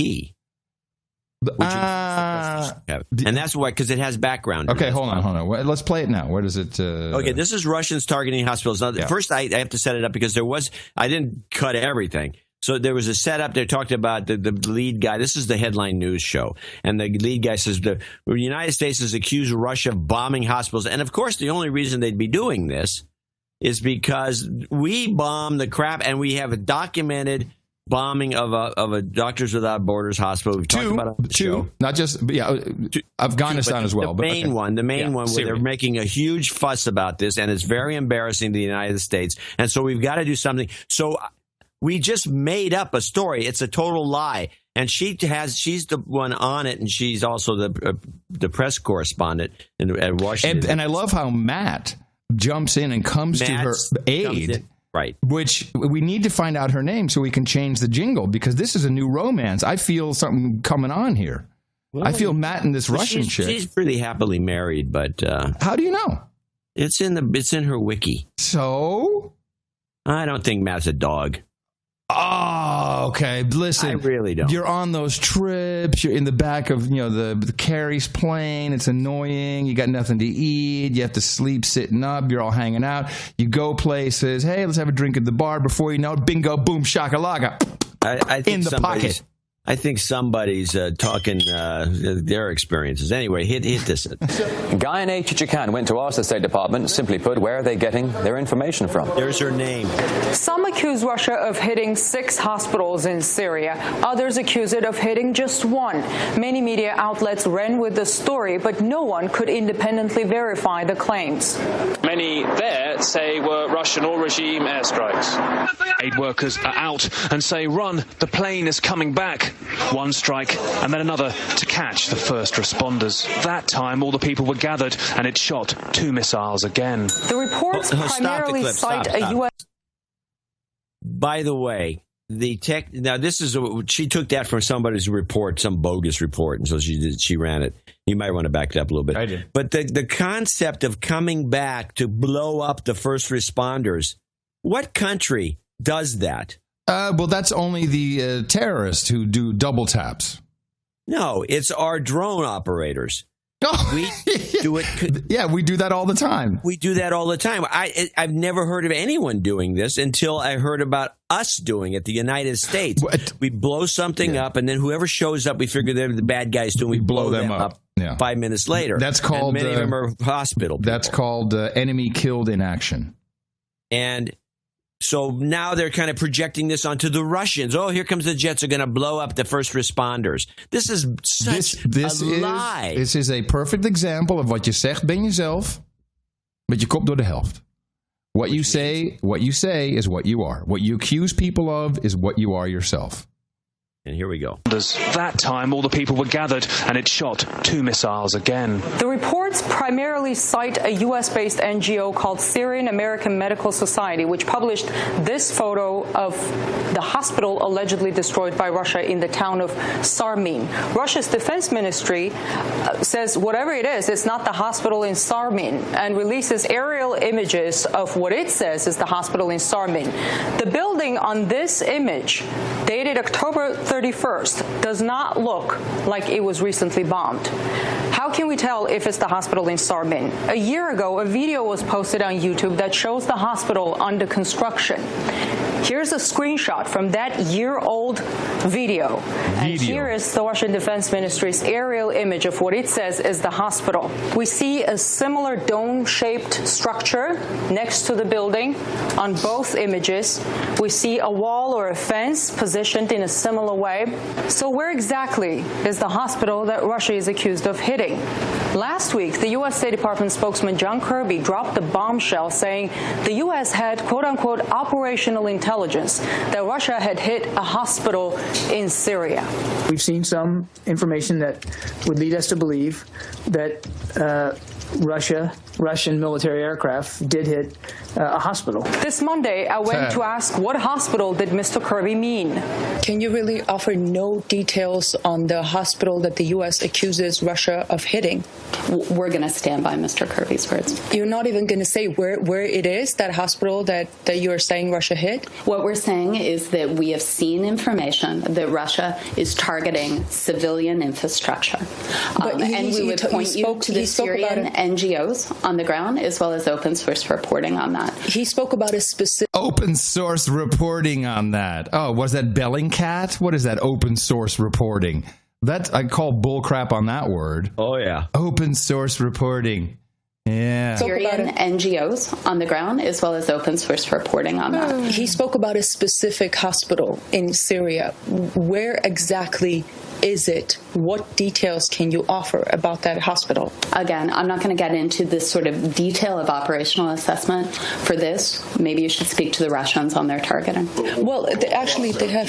Clearly, either she or her colleagues have spoken to the Russians about it, and they say that you're wrong. Mm-hmm. Okay? Isn't it incumbent on you to come up with some, even a location? Okay. It doesn't seem like it would be that difficult. And the second thing is you just expanded it quite broadly to say not just hospitals. You said that the Russians are actually targeting civilian infrastructure. Thank you, Matt. Actually, the Russians have hit. Thank you for the Are they targeting? No, they've hit. And okay, so they're not targeting civilian infrastructure? No, and thank you for that. Some very serious accusations against Russia still stand unverified. In Washington, I'm Ganesh Chekyan, RT. Ganesh Chekyan. So who is this? Who is this Sam? This Syrian American Medical? Yeah, I started looking it up. Unfortunately, this clip came in last night, and so I. Well, let me just do a quick. I'm looking at what is it? It's sams-usa.net. Let me see who these jabronis are. Do they have? But this woman Trudeau is so arrogant. Oh, she's a horrible woman. She's a horrible person. So the SAMS Foundation, just the Syrian American Medical Society Foundation, just to give you a little idea, has not filed their 2014 results, which I think is breaking the law. 2013, $11 million for them income. Okay, so they got some cash. Where's to make the money some come noise. I just did a quick scan of the 990. Couldn't really see anything. But it's from donors like you. I'm sure it's from donors like the U.S. State Department and that woman. Yeah. That horrible woman. That's very, very bad. There was, let's stay on the F Russia for a moment. Here's a quick little thing from Clapper, who was asked about this. Now we're moving into the aircraft that was now. I don't know if we say downed yet or if we just say crashed. Or you'll remember our analysis was not enough information to go on right now, but this thing did not stall. Something broke it up in flight. That now seems to be true. Although I think there's some messaging going on. First. Here's Clapper, who just is a nincompoop, but we knew that. We don't have any direct evidence of any terrorist involvement yet. ISIL in a tweet claimed. Notice he's using the ISIL meme, which is the same thing Kirby does. Instead of saying ISIL or ISIS, he says ISIL. Interestingly, the questioner comes back and doesn't ask about ISIL, but about ISIS. Responsibility for it, and there is a very aggressive ISIL chapter in the Sinai, but we really don't know, and I think once the black boxes have been analyzed, and which they've recovered, and then perhaps we'll know more. Does ISIS have the ability to shoot down an airliner? It's unlikely, but I wouldn't rule it out. And it just bothers me that the guy is talking about ISIL and then the interviewer says ISIS. Didn't even say ISIL. It's bothersome. Yes, it does. It is bothersome. And there's Dash. There's Dash. But an old acquaintance showed up on this CNN clip about the bombing theory, which leads me to believe something else may be going on. Do you have anything on? Just so I know, do you have any clips? I have on the nothing plane? on the. I have the backgrounder, which I think is an official business because it comes from ITN. Why don't we do the backgrounder? And that's the one that says Airplane Report ITN. Okay, we'll do that, and then I'll give you some analysis, preliminary analysis. Follows similar reports out of Cairo and London, as we hear from Alex Thompson of Independent Television News. After days of inevitable speculation based upon not much, today something altogether more substantial appears to be building. Early this afternoon, Egyptian media reports indicated the plane had suffered an explosion in one engine. They sourced this to black box flight recorder investigations, which continue. Then, a statement from Downing Street that, as more information has come to light, quote, "We have become concerned that the plane may well have been brought down by an explosive device." As a precautionary measure, we've decided that flights due to leave Sharm el-Sheikh this evening for the UK will be delayed, and that will allow us time to ensure that the right security measures are in place for flights. Extra consular staff have also been sent to Sharm's airport to assist British holidaymakers. There are currently around 15,000 tourists in the resort from Britain. Downing Street said it recognises these moves will cause some anxiety, but its travel advice for Sharm remains unchanged. Essentially, the Foreign Office advises that Red Sea resorts are fine, but many other areas, Sinai in particular, where the Russian plane came down, should be considered off limits. Okay. So this is like, it seems to, the way this is presented is that maybe an engine blew up. This does happen. It's rare. Well, and they're definitely cutting off the Egyptians are going to get screwed out of a lot. They make billions, if not billions of money on the tourist business. It's like their main source of income. Yeah. Or one of them. I think they do oranges too. And they're screwed. Okay. Here is CNN with a report that brought back an old favorite and reminded me of something, a conversation I'd had with Brian the Gay Crusader, must have been maybe 8 months ago. Listen to this. It's now about crash forensics backing U.S. intelligence. A U.S. official tells CNN chatter overheard after the crash suggests ISIS planted a bomb on the Russian plane. Investigators looking for proof, focusing their attention on this, the plane's black boxes. The flight's cockpit voice recorder, says an unnamed source to Russia's Interfax news agency, captured uncharacteristic, unexpected sounds moments before the flight disappeared. A significant clue. The sound is going to be very critical to this investigation. At TWA 800, we picked up a nanosecond of sound that we analyzed very carefully. Okay, but I just want to pause here for a moment. This is the former NTSB guy who they now have dug up. I don't know if he's a part of this somehow, but they dug him up. Well, he sounds like McCain. Yeah, but it's not McCain. Yeah, and he was the lead investigator for the National Transportation Safety Board in the TWA 800 crash. Do you recall this crash? Oh, yeah. Do you recall what happened and what it was ultimately blamed on? Yeah, this was from a conspiracy perspective, and every local who was never talked to by the entire FBI, never talked to anybody who actually witnessed this, was a shoot down. Yes.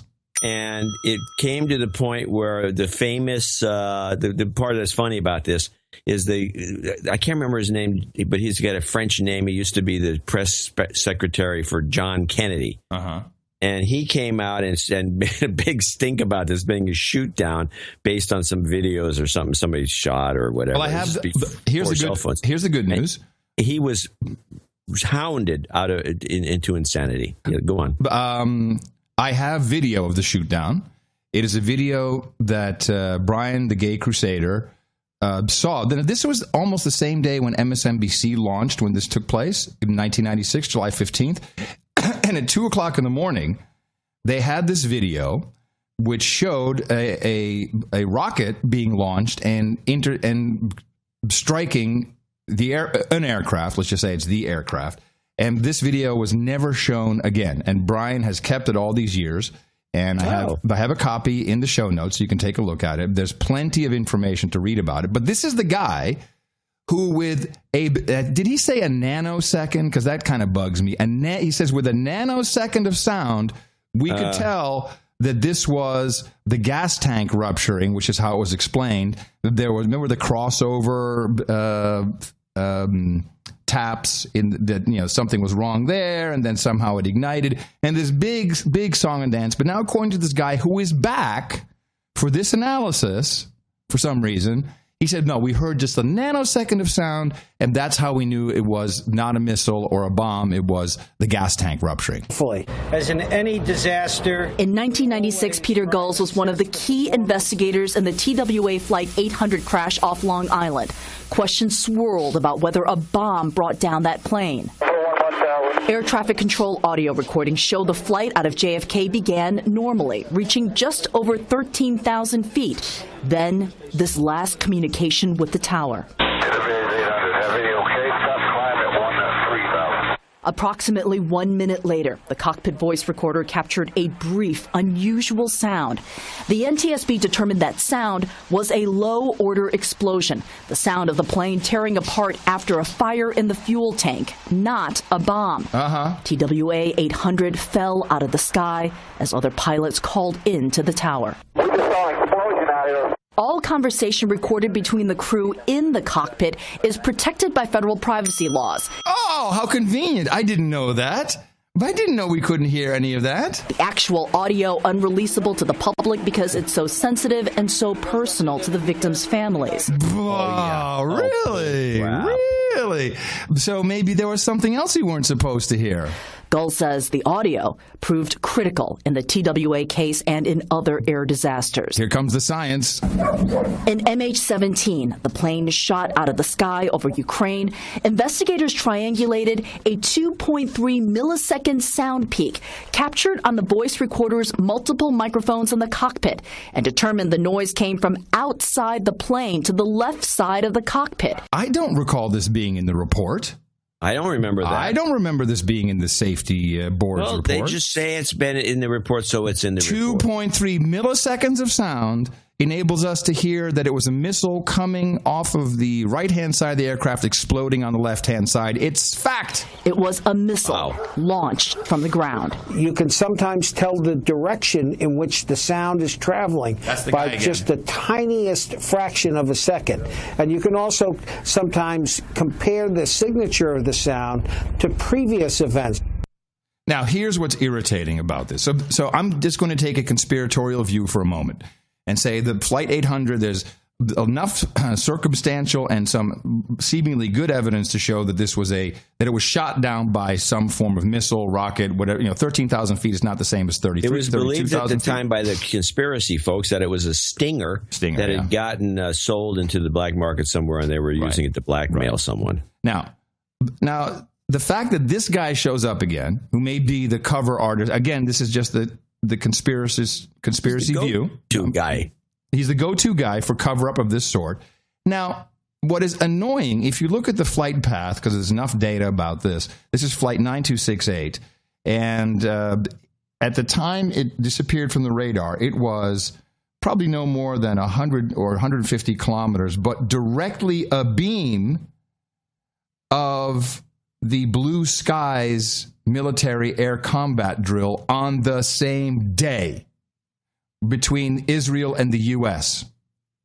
What they call the largest military drill of its sort, meant specifically for all kinds of airborne terrorist threats. If you look at the map, this piece of desert, the aircraft goes down. Just the military drill area is at their 3 o'clock, completely abeam. I'm thinking a very valid theory would be an accidental shoot down because they were training, and this plane just happens to be in the wrong place at the wrong time. Whatever, I may have been on purpose, who knows? But I find it extremely annoying when we have military drills and shit like this happens. Look up Blue Skies. I will. Blue Skies. I would think accident's a possibility. I don't think it would be a purposeful shoot down because doesn't seem smart, because it doesn't fit into the narrative properly. And what you don't want to do, which is I think what they're going to end up doing because of their bumbling, is they're going to blame it on these the ISIS somehow. Right. To set a bomb in there. Right. And ISIS is so stupid that they took credit for it anyway. Well, someone on Twitter took credit for it, and the site intelligence group then says ISIS took credit for it. They get credit for it. And that would just infuse the Russians, because they're not, very amenable to this sort of thing, with wanting to really bomb the crap out of Syria and really go after everybody, which is not really what we want. We wish the Russians weren't even there, because we're trying to rebelize the place in an old-fashioned way. And so I don't think this would work out. So this was a huge blunder of some sort. But I can see, this reminds me of the Navy shoot-down of the Iranian jet plane. Yes. Shit does happen. As reported by Times of Israel, Blue Skies, Israeli, American, Greek, and Polish air personnel square off against a fictional enemy in a 2-week drill. Air forces from around the globe have gathered deep in the Arava Desert in the south of Israel for the past week and a half to take part in the largest aerial exercise in the history of the Israeli Air Force. The Blue Flag exercise, which is continuing through November 3rd, pits the Israeli Air Force, United States Air Force, Greece's Hellenic Air Force, and the Polish Air Force. Oh, it says they had to drop out because they ran out of coal. The Polish... racist. In the morning. Racist. But hey, that's my white privilege. The captain in charge of all IAF exercises told they were going against a fictional enemy state. So it's very possible that this was an oops moment. These, especially if you get something that's, laser guided and goes, hey, what's this over here? I'll just go and get this one. Then you bring in the guy who's... I would think more of a heat seeking, because laser guided has to put a target on there, although it could see one that was not there. Could be. And the next thing you know, it takes a left turn and blows the jet up before anyone can do anything. So I'm not saying that this is, this is not gospel here, but it's irritating. That's a theory. Yeah. And I like your irritation with the coincidences that happen to be. And why bring this guy back? And then you bring in this guy, the apologist. Yeah, the Flight 800 apologist who took us through why that could not be any kind of rocket. I would love to get a hold of somebody as they get toward retirement, some Boeing engineers about this, because I always thought that the sticking Boeing with the blame on that Flight 800 for faulty gas tanks, even though when was that? Was 90? When was it? What was year on that? 96. 96. Even though that plane has been in the air since 30 years. Yeah. The 747. That was like what came out in the 69 or something like that. Yeah. Yeah. Also, this, anyway. By the way, I want to mention something else. There was a report on Chinese, on the Chinese news about this. They had some other expert, and here's what's going on. And they were trying to pin it on faulty and cheap repairs.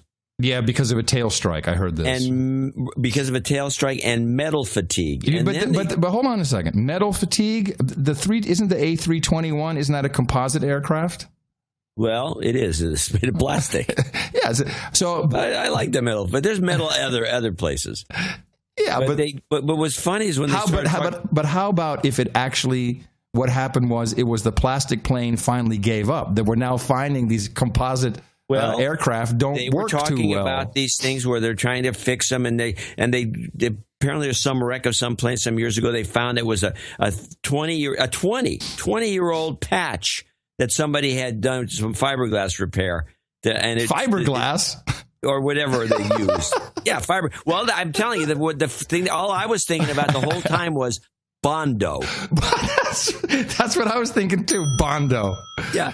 Hey, what are we gonna do with this dent Vladimir, put some Bondo on it. It's good. It's all Bondo. Good. Bondo, my friend. Bondo. Still flies. Beautiful. Beautiful. Well, there was a wreck that cracked. I'm not saying it cracked me up that I was thinking it was hilarious, but let's see if I have it. I may have a clip of it. Threatening phone calls, killing Islamic. I don't see it. Well, there was a wreck in Africa. Yep. No, I don't have it. I may have it, but I can't see it. So there was a plane crash of a cargo. No, it was a passenger plane in Africa, and they blamed it. They finally came and says, well, it turns out, and it was a Russian plane, by the way. It was an Ilyushin, one of those. And it was the security people they just packed the plane. They said, fuck it, let's just put more people in. They paid. Sounds fishy. Sounds fishy that any aviator would take off if their weight and balance is not in check. Because it was in Africa, it doesn't sound fishy at all. Yeah, I know. Most of it, don't they have the little weight thing where you get on the runway and then you push a bunch of buttons and you get all the weight information if the plane's unbalanced and how much is depending on the equipment of the aircraft. Yeah, but your center of gravity. Not all aircraft have this. No. That's why you have loading people. The military has loading. What is it called? Not a load officer, something like that. And they ask you your weight. Yeah, it's very important. Weight and balance is mainly for the center of gravity. That's the main thing you want to make sure you have. Because otherwise, Loadmaster, that's what it is. Thank you, Charu. The Loadmaster. Okay, go on. Onward. All right, so we covered that. Yeah. It's best than any. Nobody else has covered any of this. No. Except our show. We try. Yeah, I think we do pretty well. Well, I wouldn't know it from the one producer we had. Although he likes us. Let's take a little look at the upcoming summit, and on Sunday I'll have a little more expanded report. But we do have problems that you wonder how coincidental it is. How many times have you been to Paris, John? Oh, that was a lip smack if I ever heard one. I wasn't even near the mic. Yeah, but you did it. Well, I'm sorry. Yeah, I'm just trying to help us. Probably maybe 20 times. I'm not sure. I've really been there enough that I've lost count. I can find my way around. Has it ever been really polluted, the air, when you were there? No.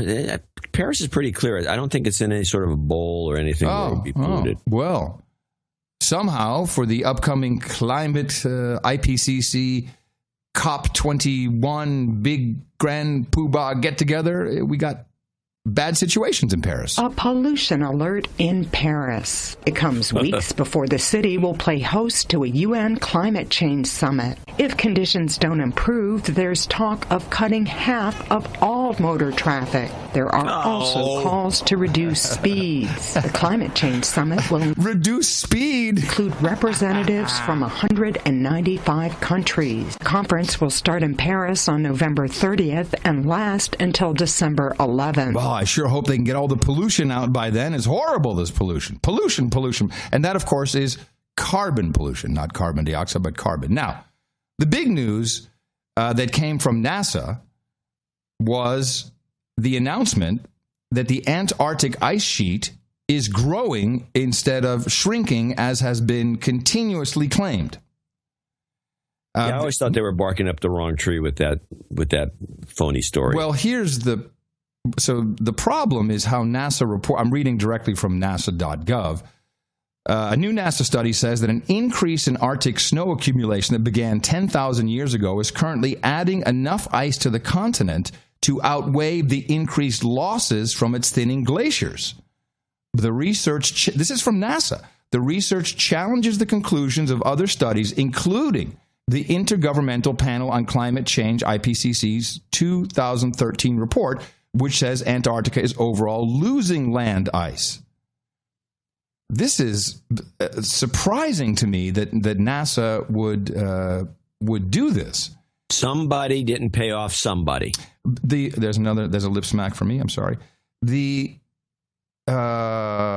troubling quote in this, and this again from NASA.gov, you'll find in the show notes, 771.noagendanotes.com. The good news is that Antarctica is not currently contributing to sea level rise, but is taking 0.23 millimeters per year away. But this is also bad news. If the 0.27 millimeters per year of sea level rise attributed to Antarctica in the IPCC report is not really coming from Antarctica, there must be some other contribution to sea level rise that is not accounted for. Oh my! This is NASA. In the ocean. This is NASA saying this. I read that too. And how does NBC report? Melting sea ice threatening to send their way of life into extinction. Earth that's been frozen forever, now melting. NBC News has spent the past 4 months traveling to the Arctic, which has seen the most sea ice melting in recent years. Notice they went to the Arctic, not the Antarctic. No report whatsoever on the Antarctic ice. No, only this, and I got some CBS as well. Since NASA began keeping track in 1978. The ice that once protected their fragile shoreline from big fall storms is melting. Those Alaskan glaciers are melting. Scientists say this year alone, the average glacier will lose 30 inches of thickness. And glaciers kept shrinking. The impact has been dramatic in Greenland. In recent decades, it's certainly been melting more than is replenished from snowfall, and that's causing sea level to come up. There you go. They do not report. Sea level's coming up? They do not report. Yeah. Hold on a second. 0.27 millimeters. How do you even measure that? How do you measure that? The keyword sea levels coming up triggers a thought. Okay. I think I should check. Oh, hold on a second. Yes, this is very good. Hold on. I'm a little off today on the jingles. Let's just pretend you said it again. See what? Sea levels are rising in Greenland right now. The maps of the world will have to be redrawn. This is what would happen to San Francisco Bay.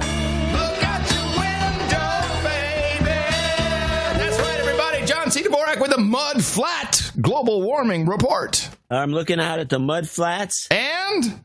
They're still there.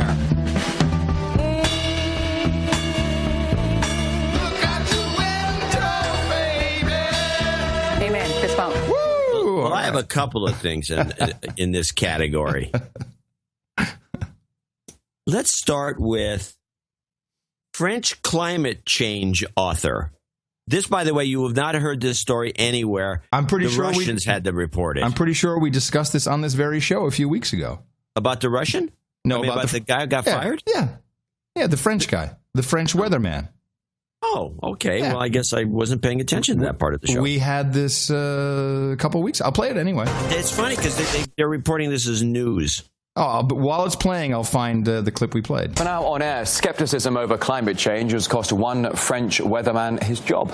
He was taken off air after publishing a book where he described, quote, the complete hype on the matter. Je m'appelle Philippe Verdier, je suis journaliste, présentateur météo à la télévision. Well, Philippe Verdier's book questioned the causes and consequences of climate change.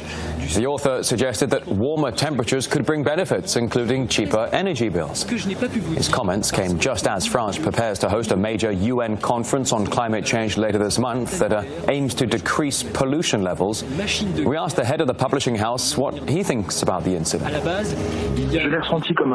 For me, this incident felt like a crime of opinion, pure and simple. Crime of opinion. With this book, we expected a controversy, but not a sacking. This demonstrates that there is a real ideological problem in France. At a certain point, we asked Philip about the possible outcomes.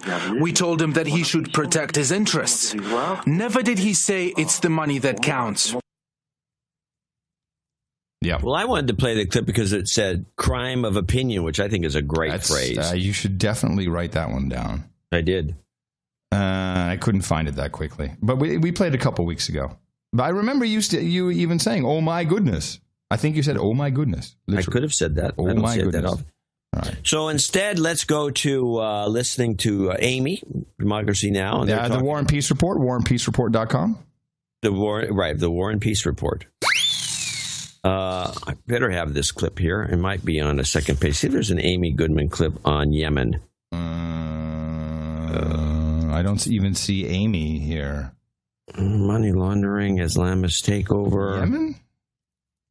Yes, this is a great clip. Storm in Yemen, is that it? Yeah, that would be it. Yeah, okay. This is a couple of these storms. War-torn Yemen has been battered by a tropical cyclone, marking the first time in recorded history a tropical storm has ever made landfall there.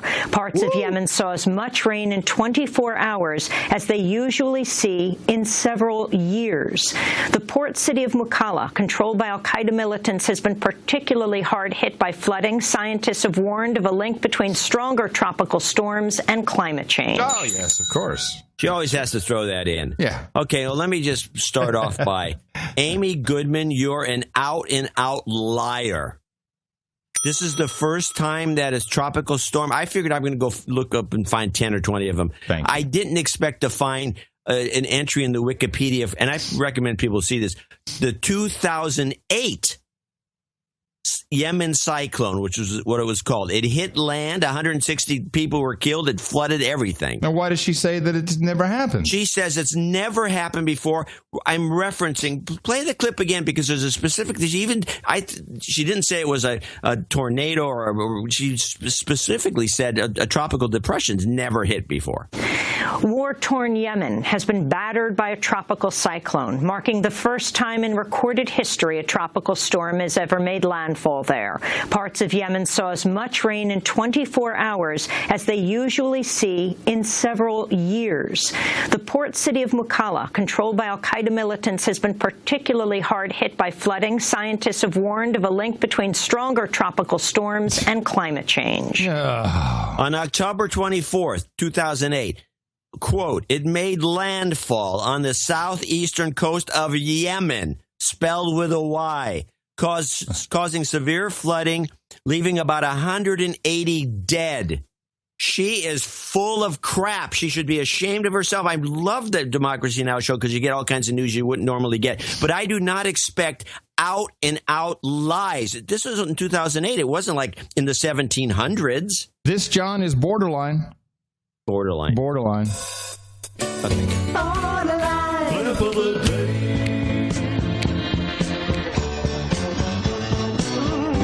Climate change. Face the strain. Climate change. It's gonna have to be a different man. When the ocean rises just this much, this whole area will be underwater. That's what you got to get your heads around. We're all going to die.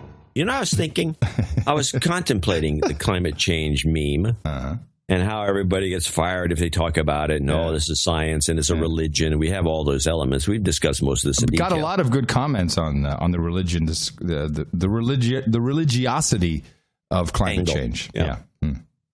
I'm thinking, this is a thought that passed my mind. Is climate change possibly a New World Order initiative? I'm glad you brought that up. And you can go on, but let me tell you why I think this. For the following reasons. We have to we have to lie. We have to do anything we can, lie and cheat. But they're just lying to the public now. That's one of the only reasons that we have listeners to our show, because we try to break through this. They just lie to the public, and everybody slaps it up, like your friend that you just had dinner with. Oh, yeah. They just lap it up, or whatever you say. And they just they don't question authority like science. When you're in college. Science is in. The man is not. There's actual scientists. Why would they promote this? What is the real end game? What is the purpose? And again, my thinking about the elites is the main thing they don't want is war. Because when there's war, people steal their stuff. They accumulate a bunch of stuff. They get castles. They get all these things. They get these paintings. They get rugs. And then the war breaks out and all their stuff is stolen by the enemy. Well, they don't want war in their country. Well, they don't want, true. Yeah, they don't care about war in the Middle East. But no, they don't want to be involved. They don't want any war around them. They want to keep it away, keep it at arm's length as best they can. One of the elements that causes wars and you are the biggest proponent of this, is mass migration. One of the biggest problems that causes wars, if you go to the base, and you're the biggest proponent of this, is oil. Of course. Oil, pipelines, all the rest of it. Yeah, and not just oil for your car, but every product you have in your life. In the world. But pharmaceuticals. So we have to move away from a petroleum economy, which is what we are. We are a petroleum economy where everything's got to do with the oil, and you got Russians with oil. Everybody's got oil. We've got to somehow move away from that, because that is the real basis. The reason for the migration is because of oil. Mm-hmm. It's the basis, the way I can see an elite thinking. It's the basis for all confrontational wars. At the base of everything, somehow oil and energy is involved. But we always say it's your resources, it's turf, and there's always a hooker involved somewhere. Those three things. You can minimize any one of these elements. You can add to it if you want. But if you can drop the oil, drop the petroleum thing, and if you haven't noticed, this is all about getting petroleum out of the picture. It's interesting. The whole global warming. We got to have more wind. Yeah. We had to have wind energy. We got to have more dams. Let's make some dams. Okay. So what I'm seeing about this particular climate change summit is it is about money. It is 100% about money. Who is going to give money? Which rich nations, and how much are they going to give to the poor countries? And how is that going to be policed? This is all about economy, and that's what I'm working on a larger piece for Sunday, is the statements from leaders of this IPCC group and the movement that only talks about the economics. It's not about saving the earth. No, it's about the economics and who will give the money to the thesis. Yes. Mm-hmm. The smaller, poor countries, which are often run by some elite guy who's smart and, a despot. Mm-hmm. They see beyond this. They see it's bullcrap. Of course and they want to gouge. They want a piece of the action. Of course they do. Now, this brings me to the Albert Pike theory. Oh, no. Have you ever heard of the Albert Pike theory? I've heard of Albert Pike. Albert Pike, supposedly, this has been, disputed, and there's a lot about this. You can look it up. He supposedly wrote a letter. Well, first, who was Albert Pike? We should probably start there. I don't know. Albert. I don't remember. He's some sort of a. Well, I think he would be. Let me look him up. I'll just get the root from. I'm not going to make it up. Well, Albert, and he has a statue in Washington D.C. He was Freemason. Right. He is one of the only Confederate military officers or figures honored with a statue in Washington D.C. Right. He was born in Boston, son of blah blah blah. And he died in 1891. Right. So, and what about him? Okay.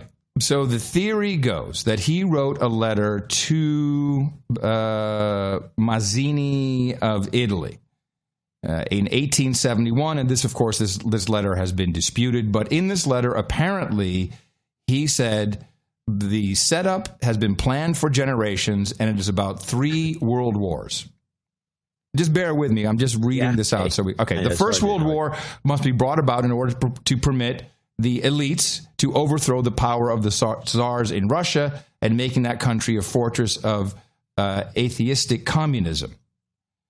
Then the Second World War must be, this I'm just reading from what he supposedly wrote, must be fomented by taking advantage of the differences between the fascists and the political Zionists. This war must be brought about. Did he use the word fascist? This is what is disputed about using those words in that time frame.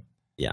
This war must be brought about so that Nazism is destroyed and the political Zionism be strong enough to institute a sovereign state of Israel and Palestine.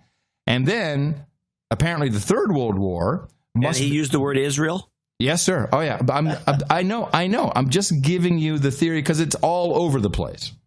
Huh. The Third World, well, because it ties into what you're talking about. Must be fomented by taking advantage of differences, and the war must be conducted in a way that Islam and political Zionism mutually destroy each other. Meanwhile, other nations, once more divided on this issue, will be constrained to fight to the point of complete physical, moral, spiritual, and economic exhaustion. Then we shall unleash the nihilists and the atheists. We shall provoke a formidable social cataclysm, which in all its horror will show clearly to the nations the effect of absolute atheism, origin of savagery, and the most bloody turmoil.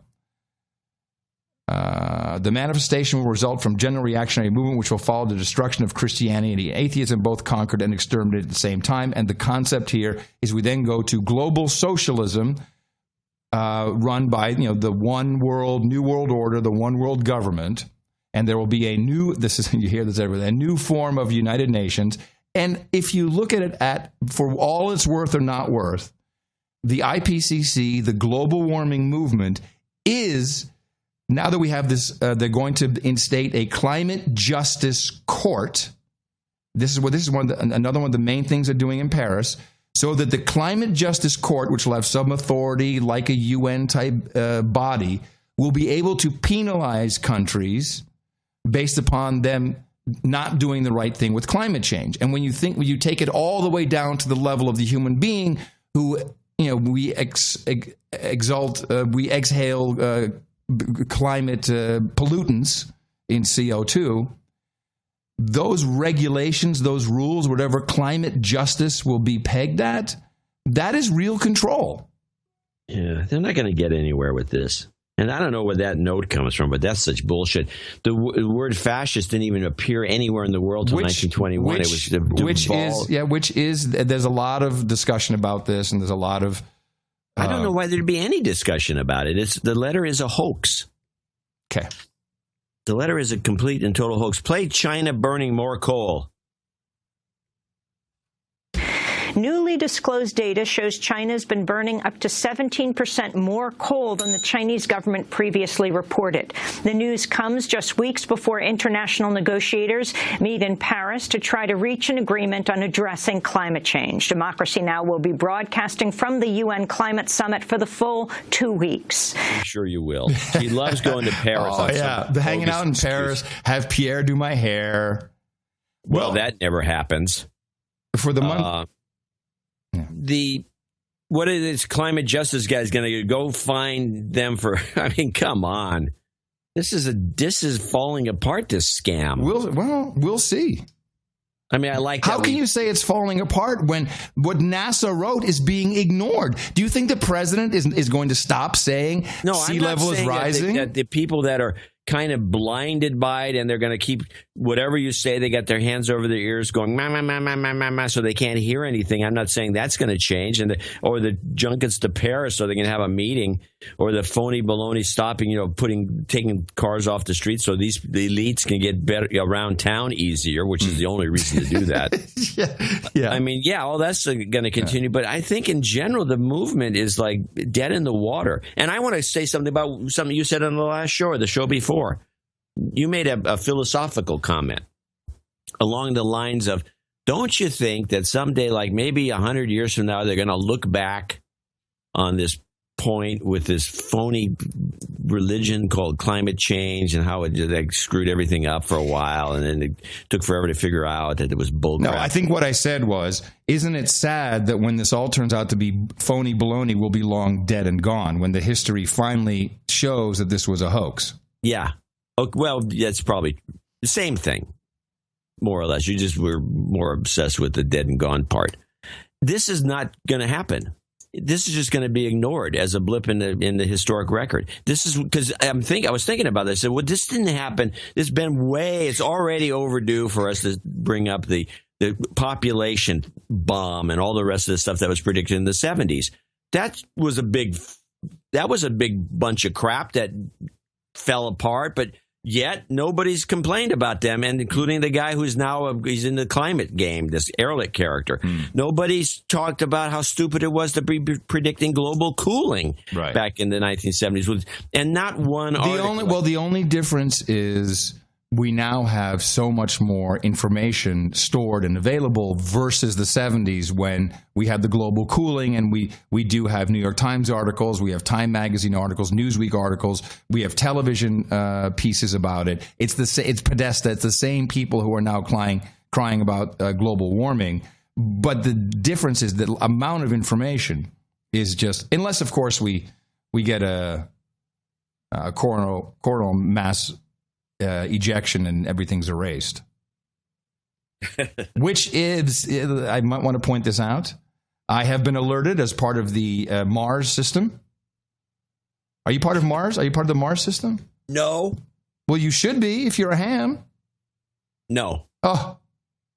Should I be? Yes, you'd be perfect. Mars is the military auxiliary radio system, and we are all on alert for the month of November. I read here from, and this has been redacted, it's the 1415 Mars COMEX. Execution of this COMEX requires coordination with radio stations in the amateur radio service. Training exercise simulates for the whole month of November. Training exercise simulates a notional coronal mass ejection and geomagnetic storm. In 1859, one of the largest geomagnetic storms on record occurred, known as the Carrington Event. The CME associated with the solar storm was a direct hit on Earth. Telegraph communications across the globe, which had become primary method for communications around the world, failed. In 1989, another CME knocked out electricity for 12 hours to over 6 million residents in Quebec. The solar storm of 2012 was of similar magnitude to the Carrington Event, but passed the Earth's orbit without striking the planet.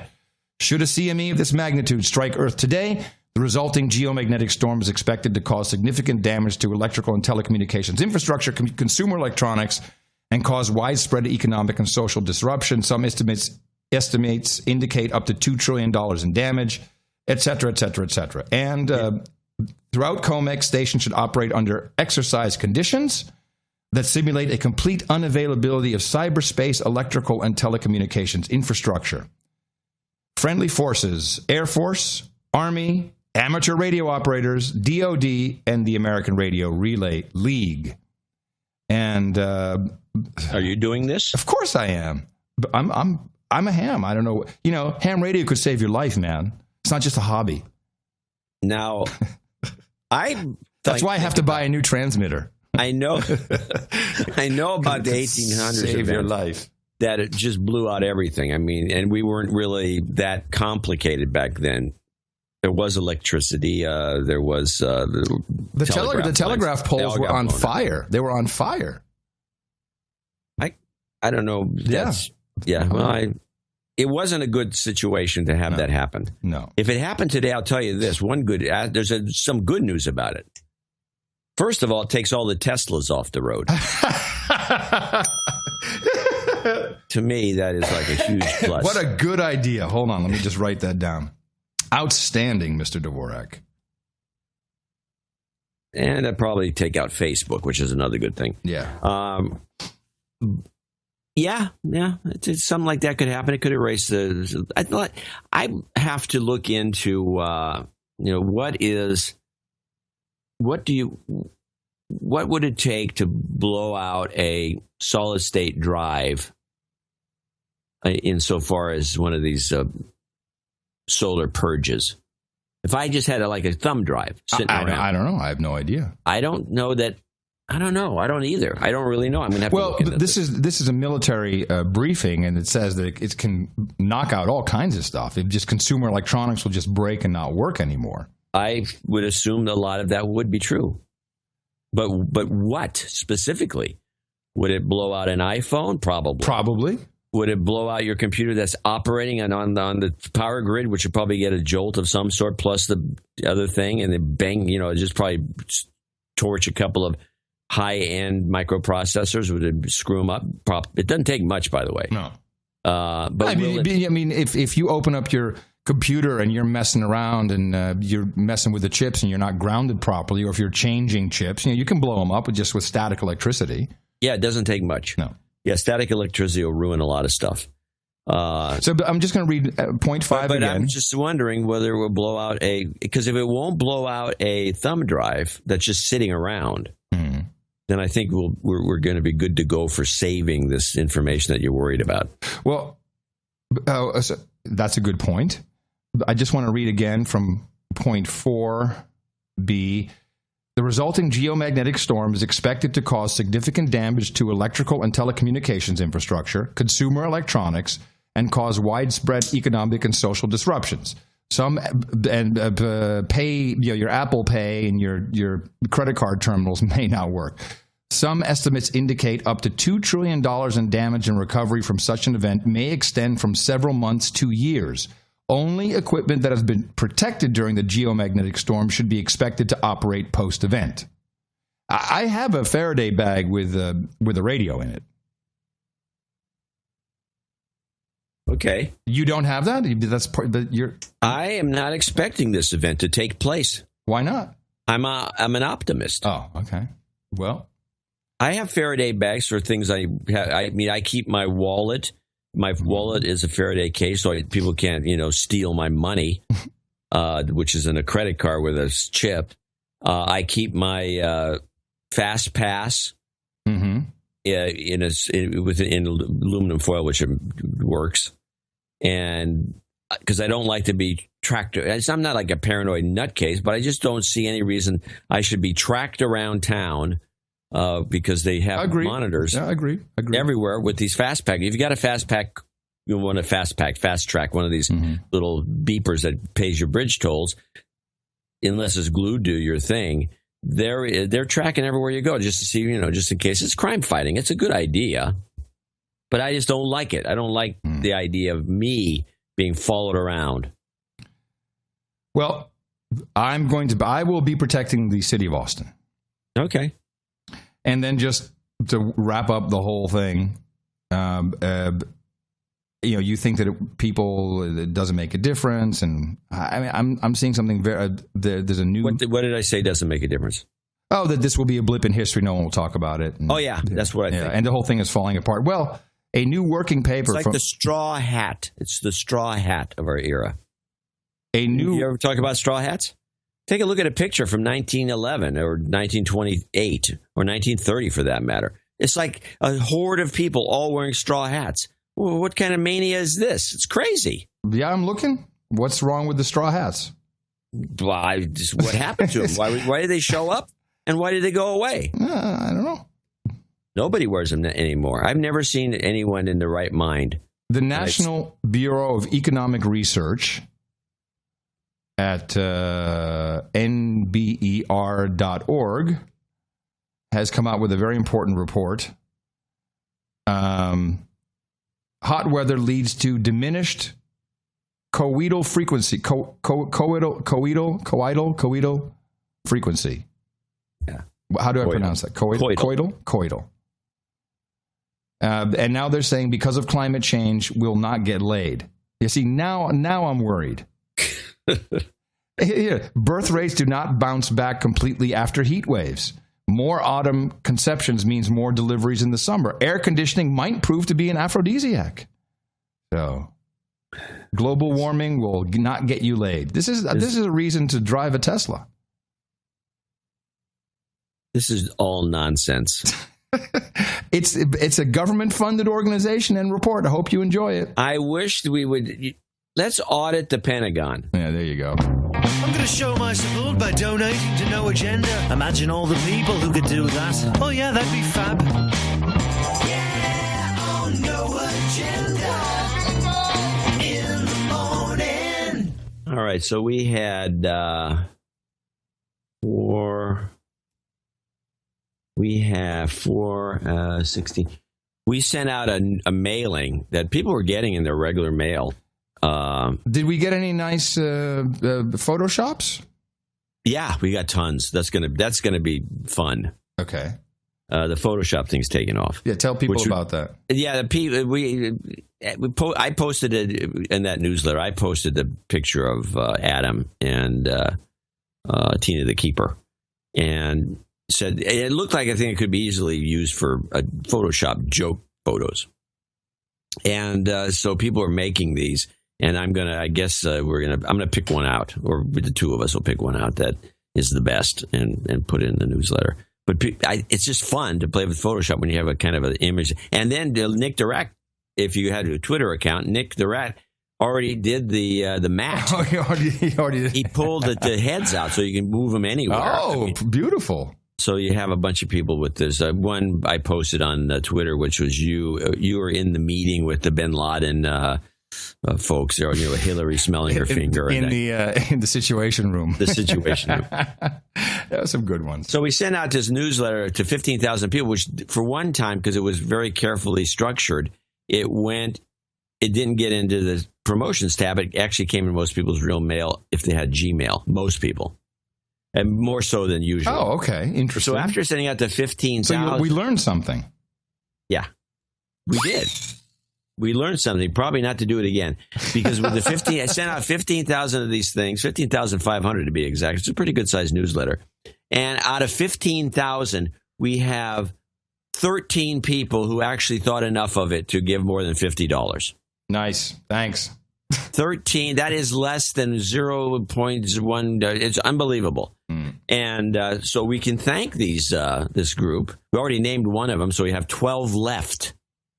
People who thought enough of the show and the work we put into it and the rest of it, and thought they did their time and how the value of the show and everything in between.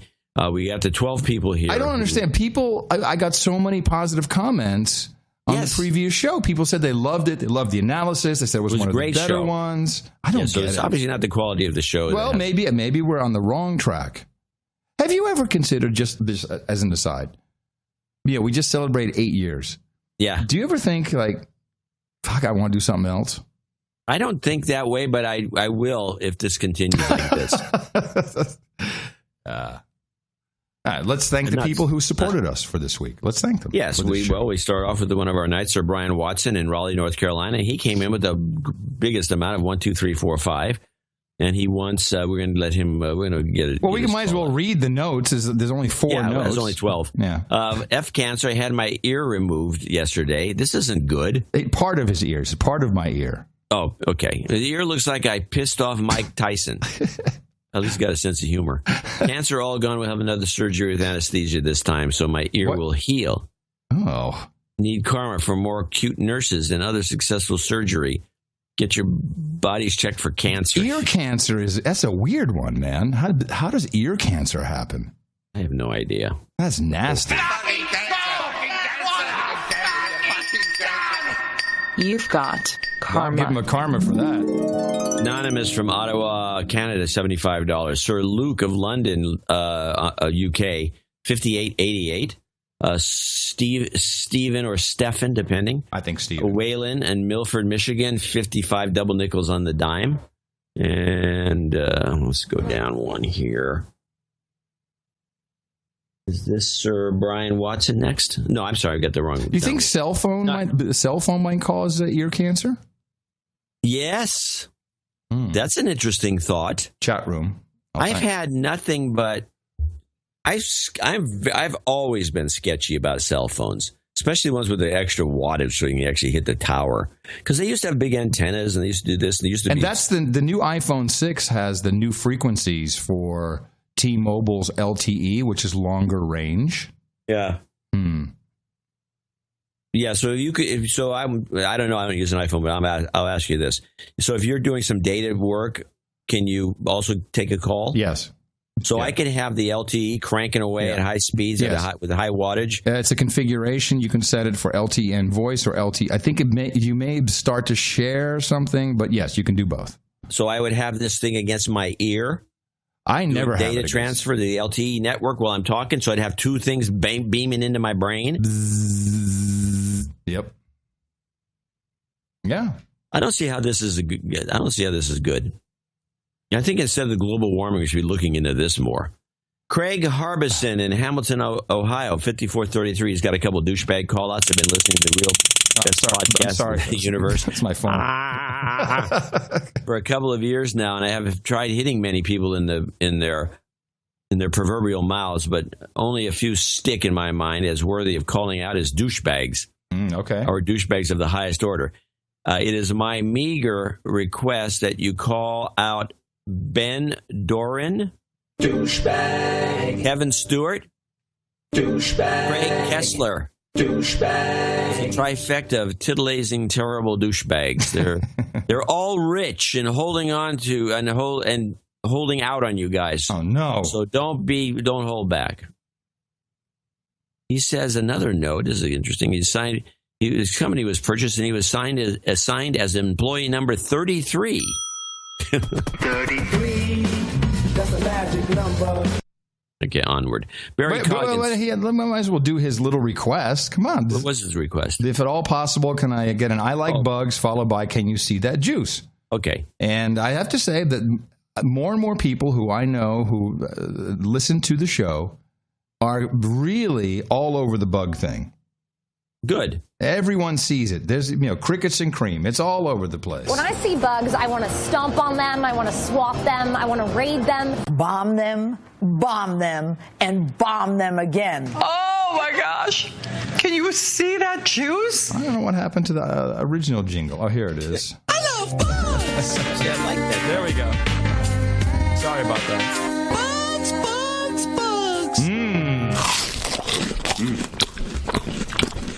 Tastes like poop. Nice. Indeed. Barry Coggins in Parts Unknown, $50.27. And then we have a few $50 donors, including Kevin Johnson in Phoenix, Arizona, Christopher Walker in De Pere, Wisconsin, Adam Beck in Lost Wages, Nevada, Matthew Januszewski in Chicago, Illinois, Keith Powell in Swansea, Newport, UK, and Robert Amanula in Albuquerque, New Mexico, Justin Barber in Los Angeles, California, and last but not least, Sir Brett Farrell in Oklahoma City, Oklahoma. So we want to thank you, 13 folks, for supporting the No Agenda show. That's pathetic. On this first show of November. Second show of November. It is? Mm-hmm. So on the second show of November, reflecting the show that was just played on November 1st, because this would be the, we like the show so much, we're not, kind of thing. So our second show of November.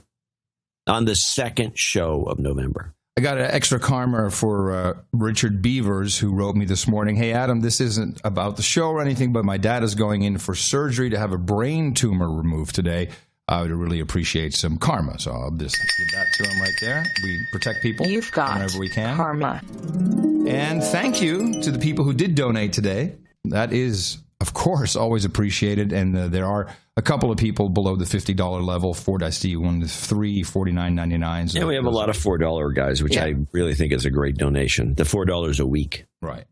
And that is appreciated. $2 a show. I mean, we give 3 hours, $2 a show. When we started this, we were talking about movie tickets, about a night to the movie is 2 times $7. Gone up. Yeah, it's almost double since we started the show. $13 at Violet Crown here. Yeah. And I saw the movie Truth. We should probably talk about that in a second. Okay. Yeah. But anyway, anyway, thank you so much. And nightings? Yes, we have a night and we have some birthdays. Dvorak.org/NA.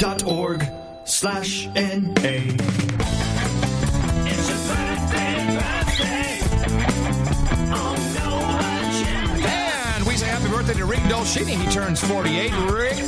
Rich McCutcheon II says happy birthday to his brother Mark, who celebrates his 25th birthday today. Susan says happy birthday to her brother Dave.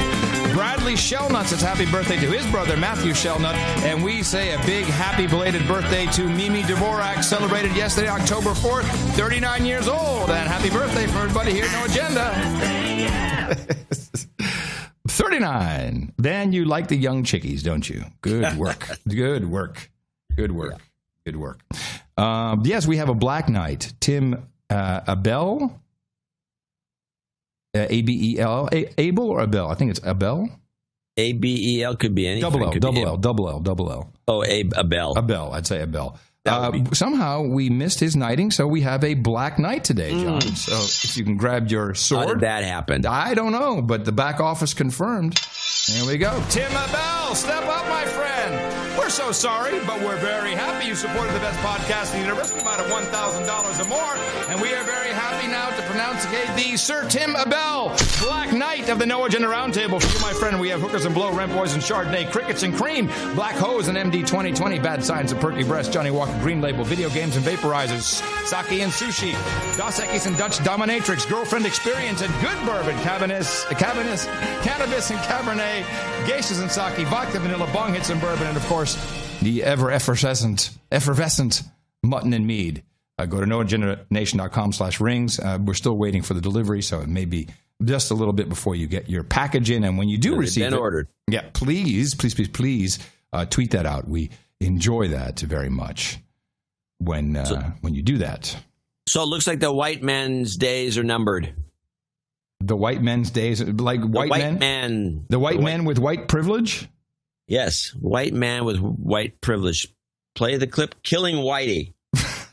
Okay. A new study finds the death rate for white middle-aged Americans is rising, even as it declines among other groups. The spike appears to have particularly impacted people who lack a college education.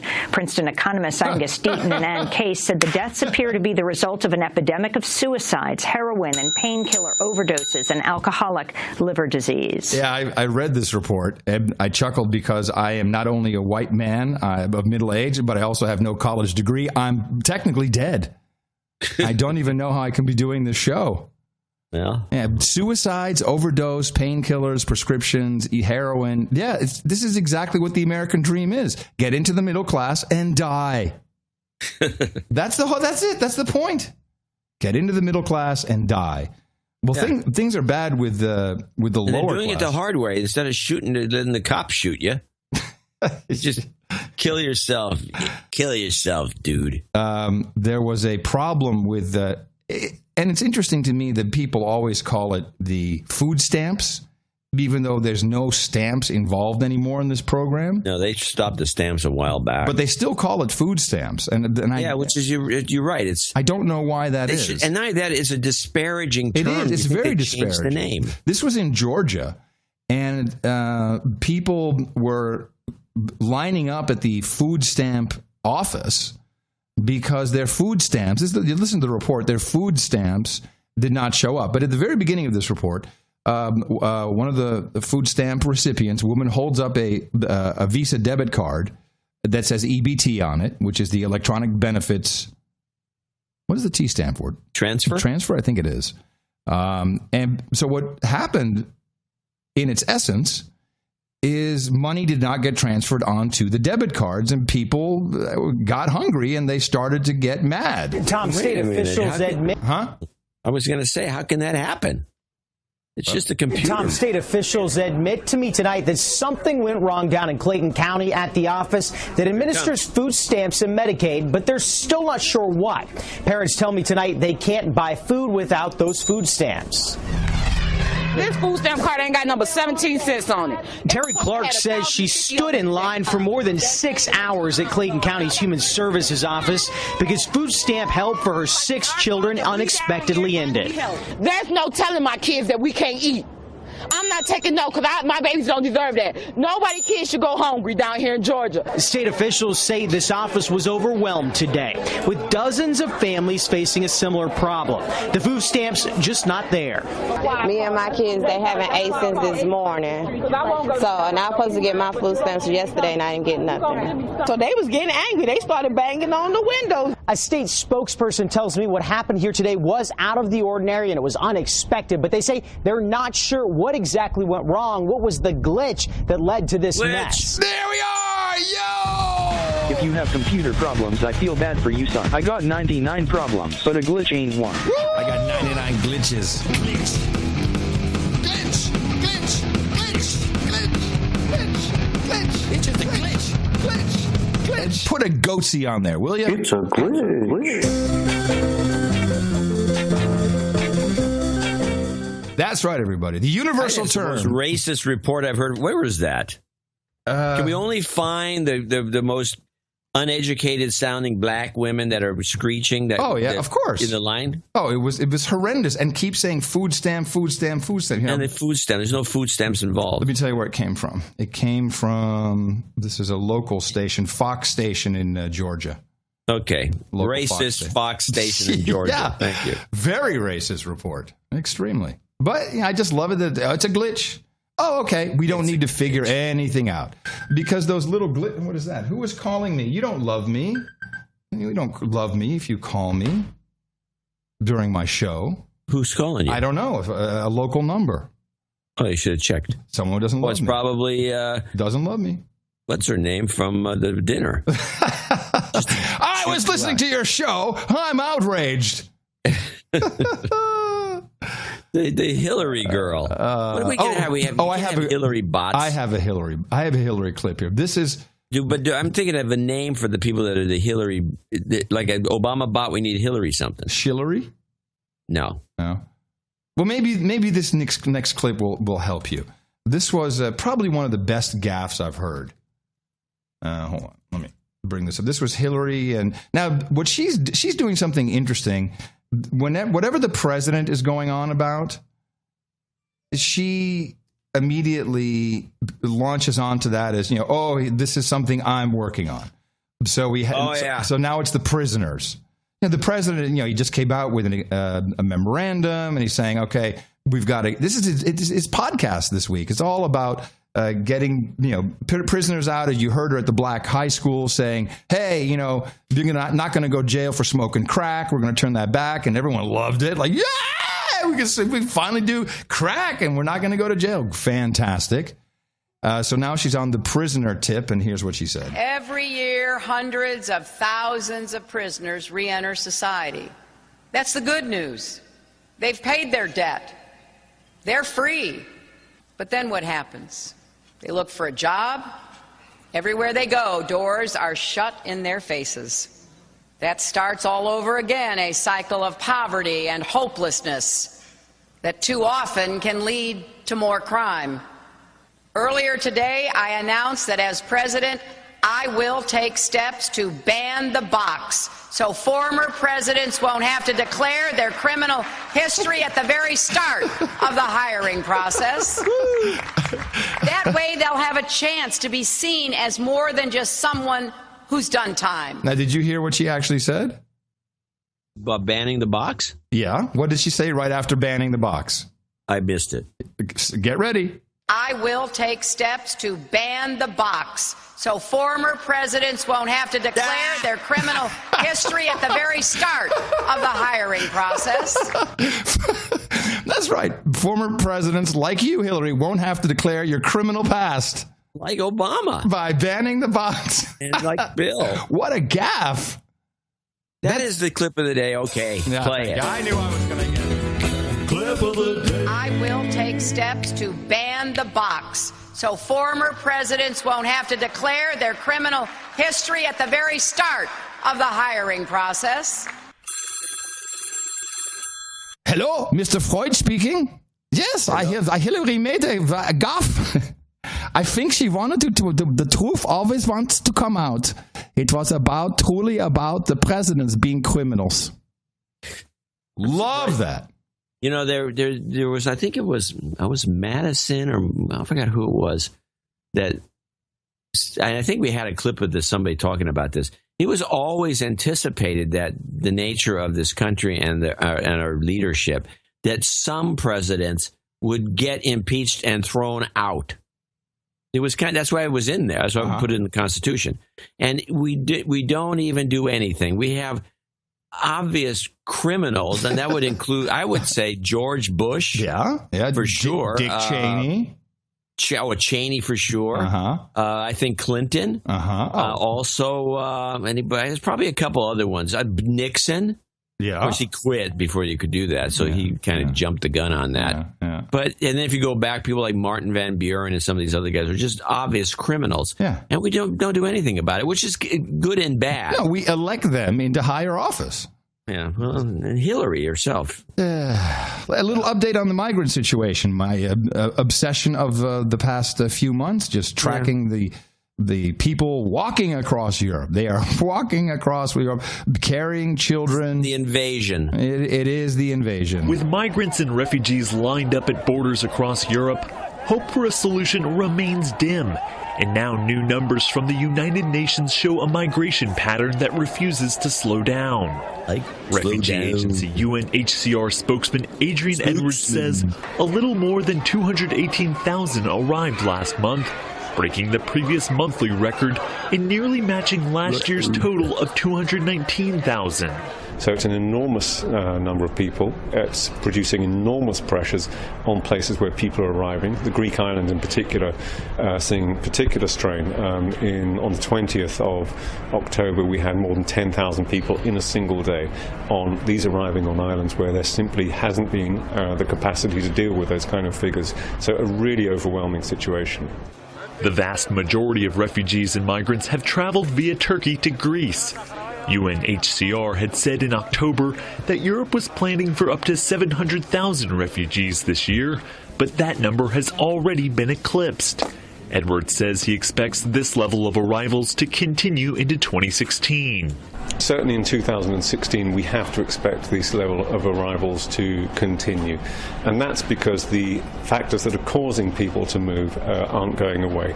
We are in a period of record numbers of forced displacement globally, almost 60 million people fleeing conflict, fleeing areas of instability. It is the new reality that we all have to deal with, that this is a phenomenon that isn't going away quickly. Yeah. It just does not stop. I guess this month, this month's head count was 200,000. It's the highest so far. And it's as much as all of last year total migration. If they're looking at over 3 million people by 2017, and as you know, Angela Merkel has a lot of problems with her coalition partners in Bavaria. Quick report. A Bavarian official has called Chancellor Angela Merkel to tell her that if Germany welcomes 1 million refugees, his town will only take in around 1,800. Any extra will be sent directly to Angela Merkel in Berlin by bus. Them fighting words right there, boy. I tell you. Bus them over. And I did some work. A lot of my day yesterday was spent combing through the draft resolution of the investigatory powers bill as introduced by Home Secretary Theresa May. Just a little bit because I do want to finish some German news. Oh, let's go to German news. Deutschland News.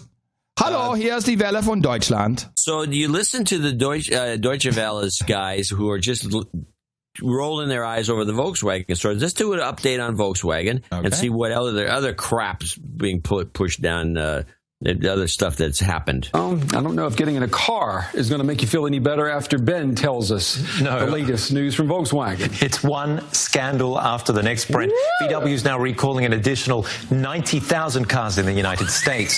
A mechanical problem that can knock out the power-assisted brakes. That's on top of the German automaker understating the level of emissions from its gasoline engines. Until now, the scandal had only surrounded diesel models. In other news, VW and its Audi units have frozen sales of diesels in the US, and its Porsche unit has done the same with its Cayenne. And when you thought it couldn't get worse, ratings agency Moody's has cut VW's creditworthiness. It just goes on and on. Now there's brakes. That is, and now they're talking about regular gasoline automobiles. Yes. Now, I want to say there is something to be said that the regulations, the EPA regulations, which under this president in this country where we have this conversation, have become so stringent. They're they're unachievable. They're unachievable.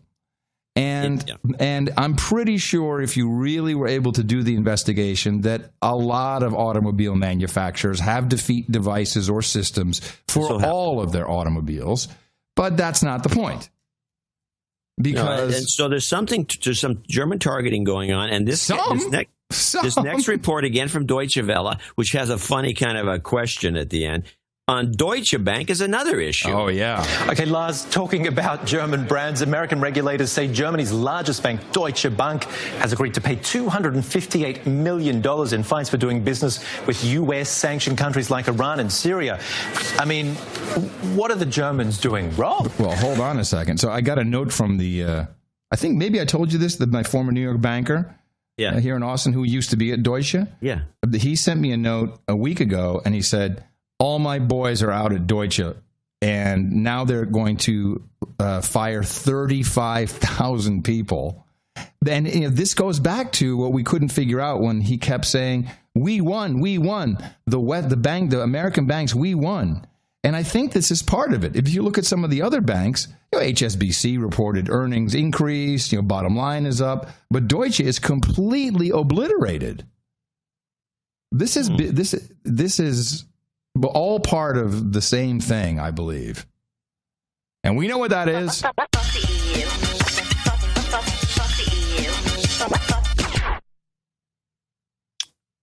Well, it continues.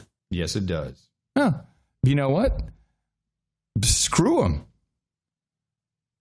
Yeah, this... we're triggering World War III. I guess if you're okay with that. We're not triggering. We're in the middle of it. Well, I mean, it's not triggering. Yeah. This is all a part of it.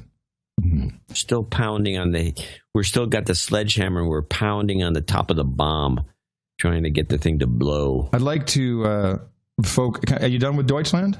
I think so. Okay.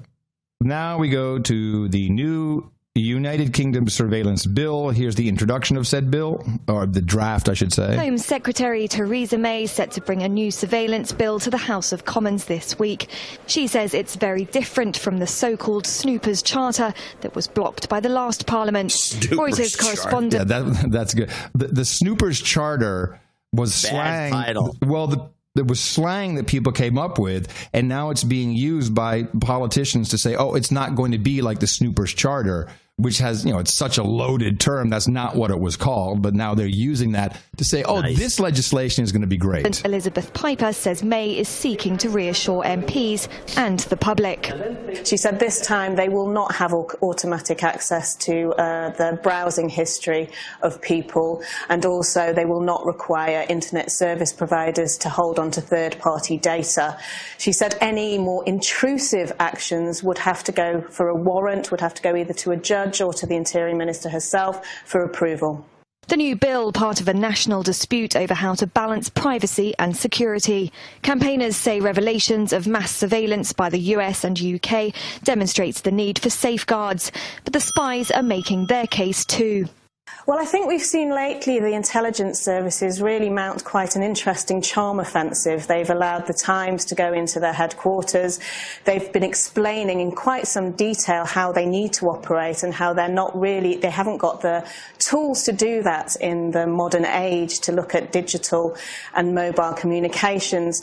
The watering down of the Snoopers Charter may mark a partial victory for privacy campaigners, but the argument is far from settled. Well, it has now been introduced, and I have a bit from Theresa May telling us what it's not going to be. The task of law enforcement and the security and intelligence agencies has become vastly more demanding in this digital age. Vastly more demanding.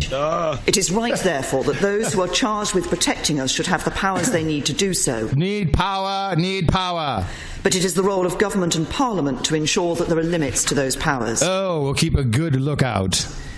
So let me be clear. The draft bill we are publishing today is not a return to the draft Communications Data Bill of 2012. It will not include powers to force UK companies to capture and retain third-party internet traffic from companies based overseas. Yeah, who cares?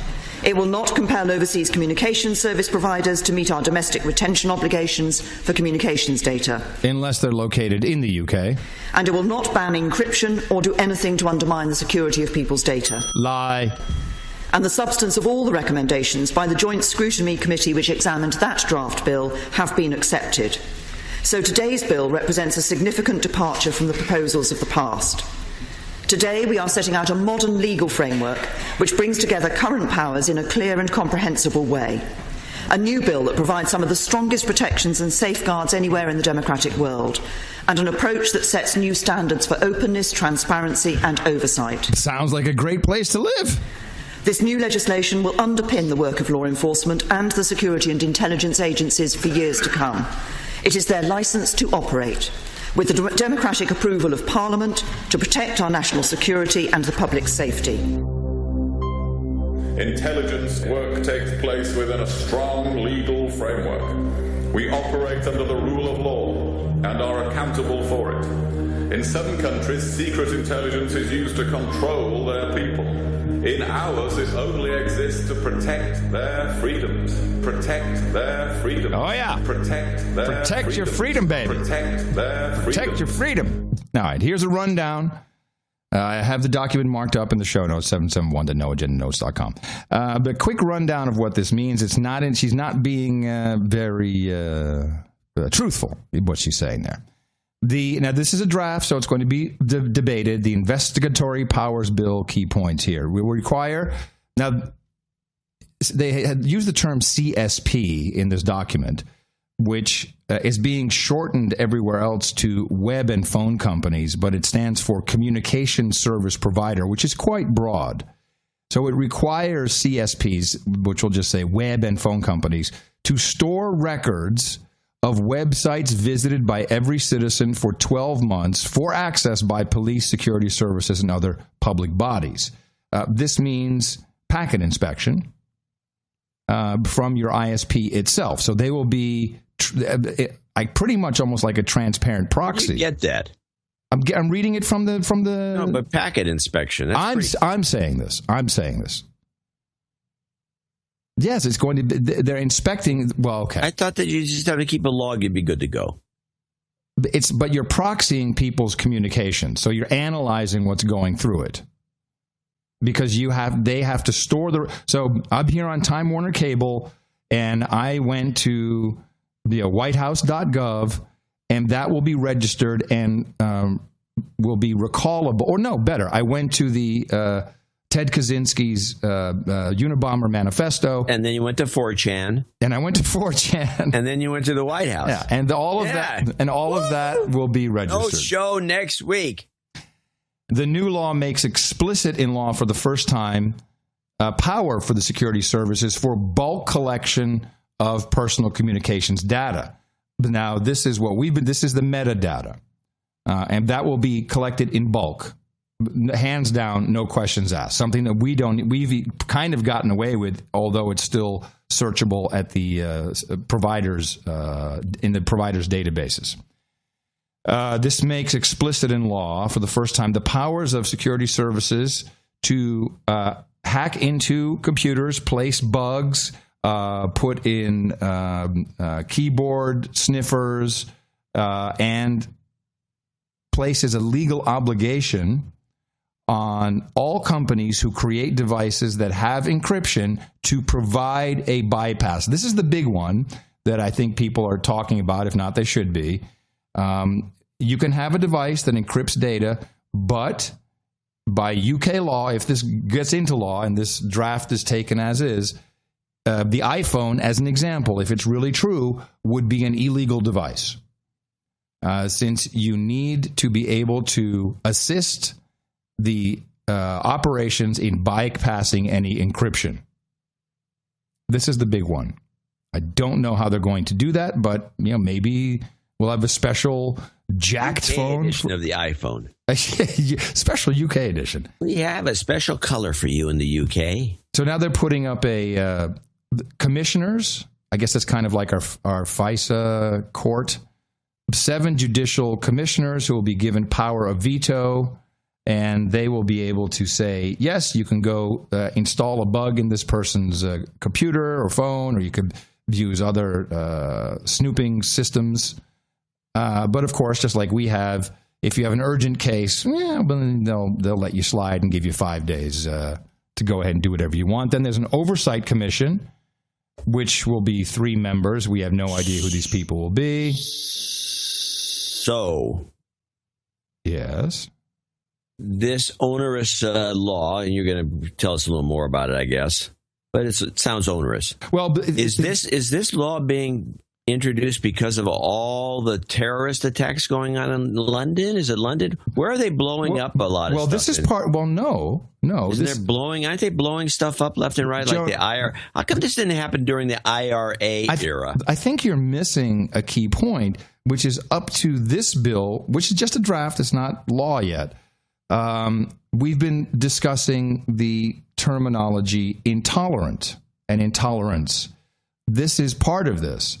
And intolerance includes being negative. Just the hate speakers. Yes, if you are negative or you speak out, you are vocal about something un-British. Yes, British norms and values, then these laws will apply to you. So heaven forbid you don't tweet. I'm just going to tell you, UK listeners, do not ever tweet that you like hummus. Just don't do that. Because that's a sure sign of terrorism? It's a sure sign of being un-British. Okay.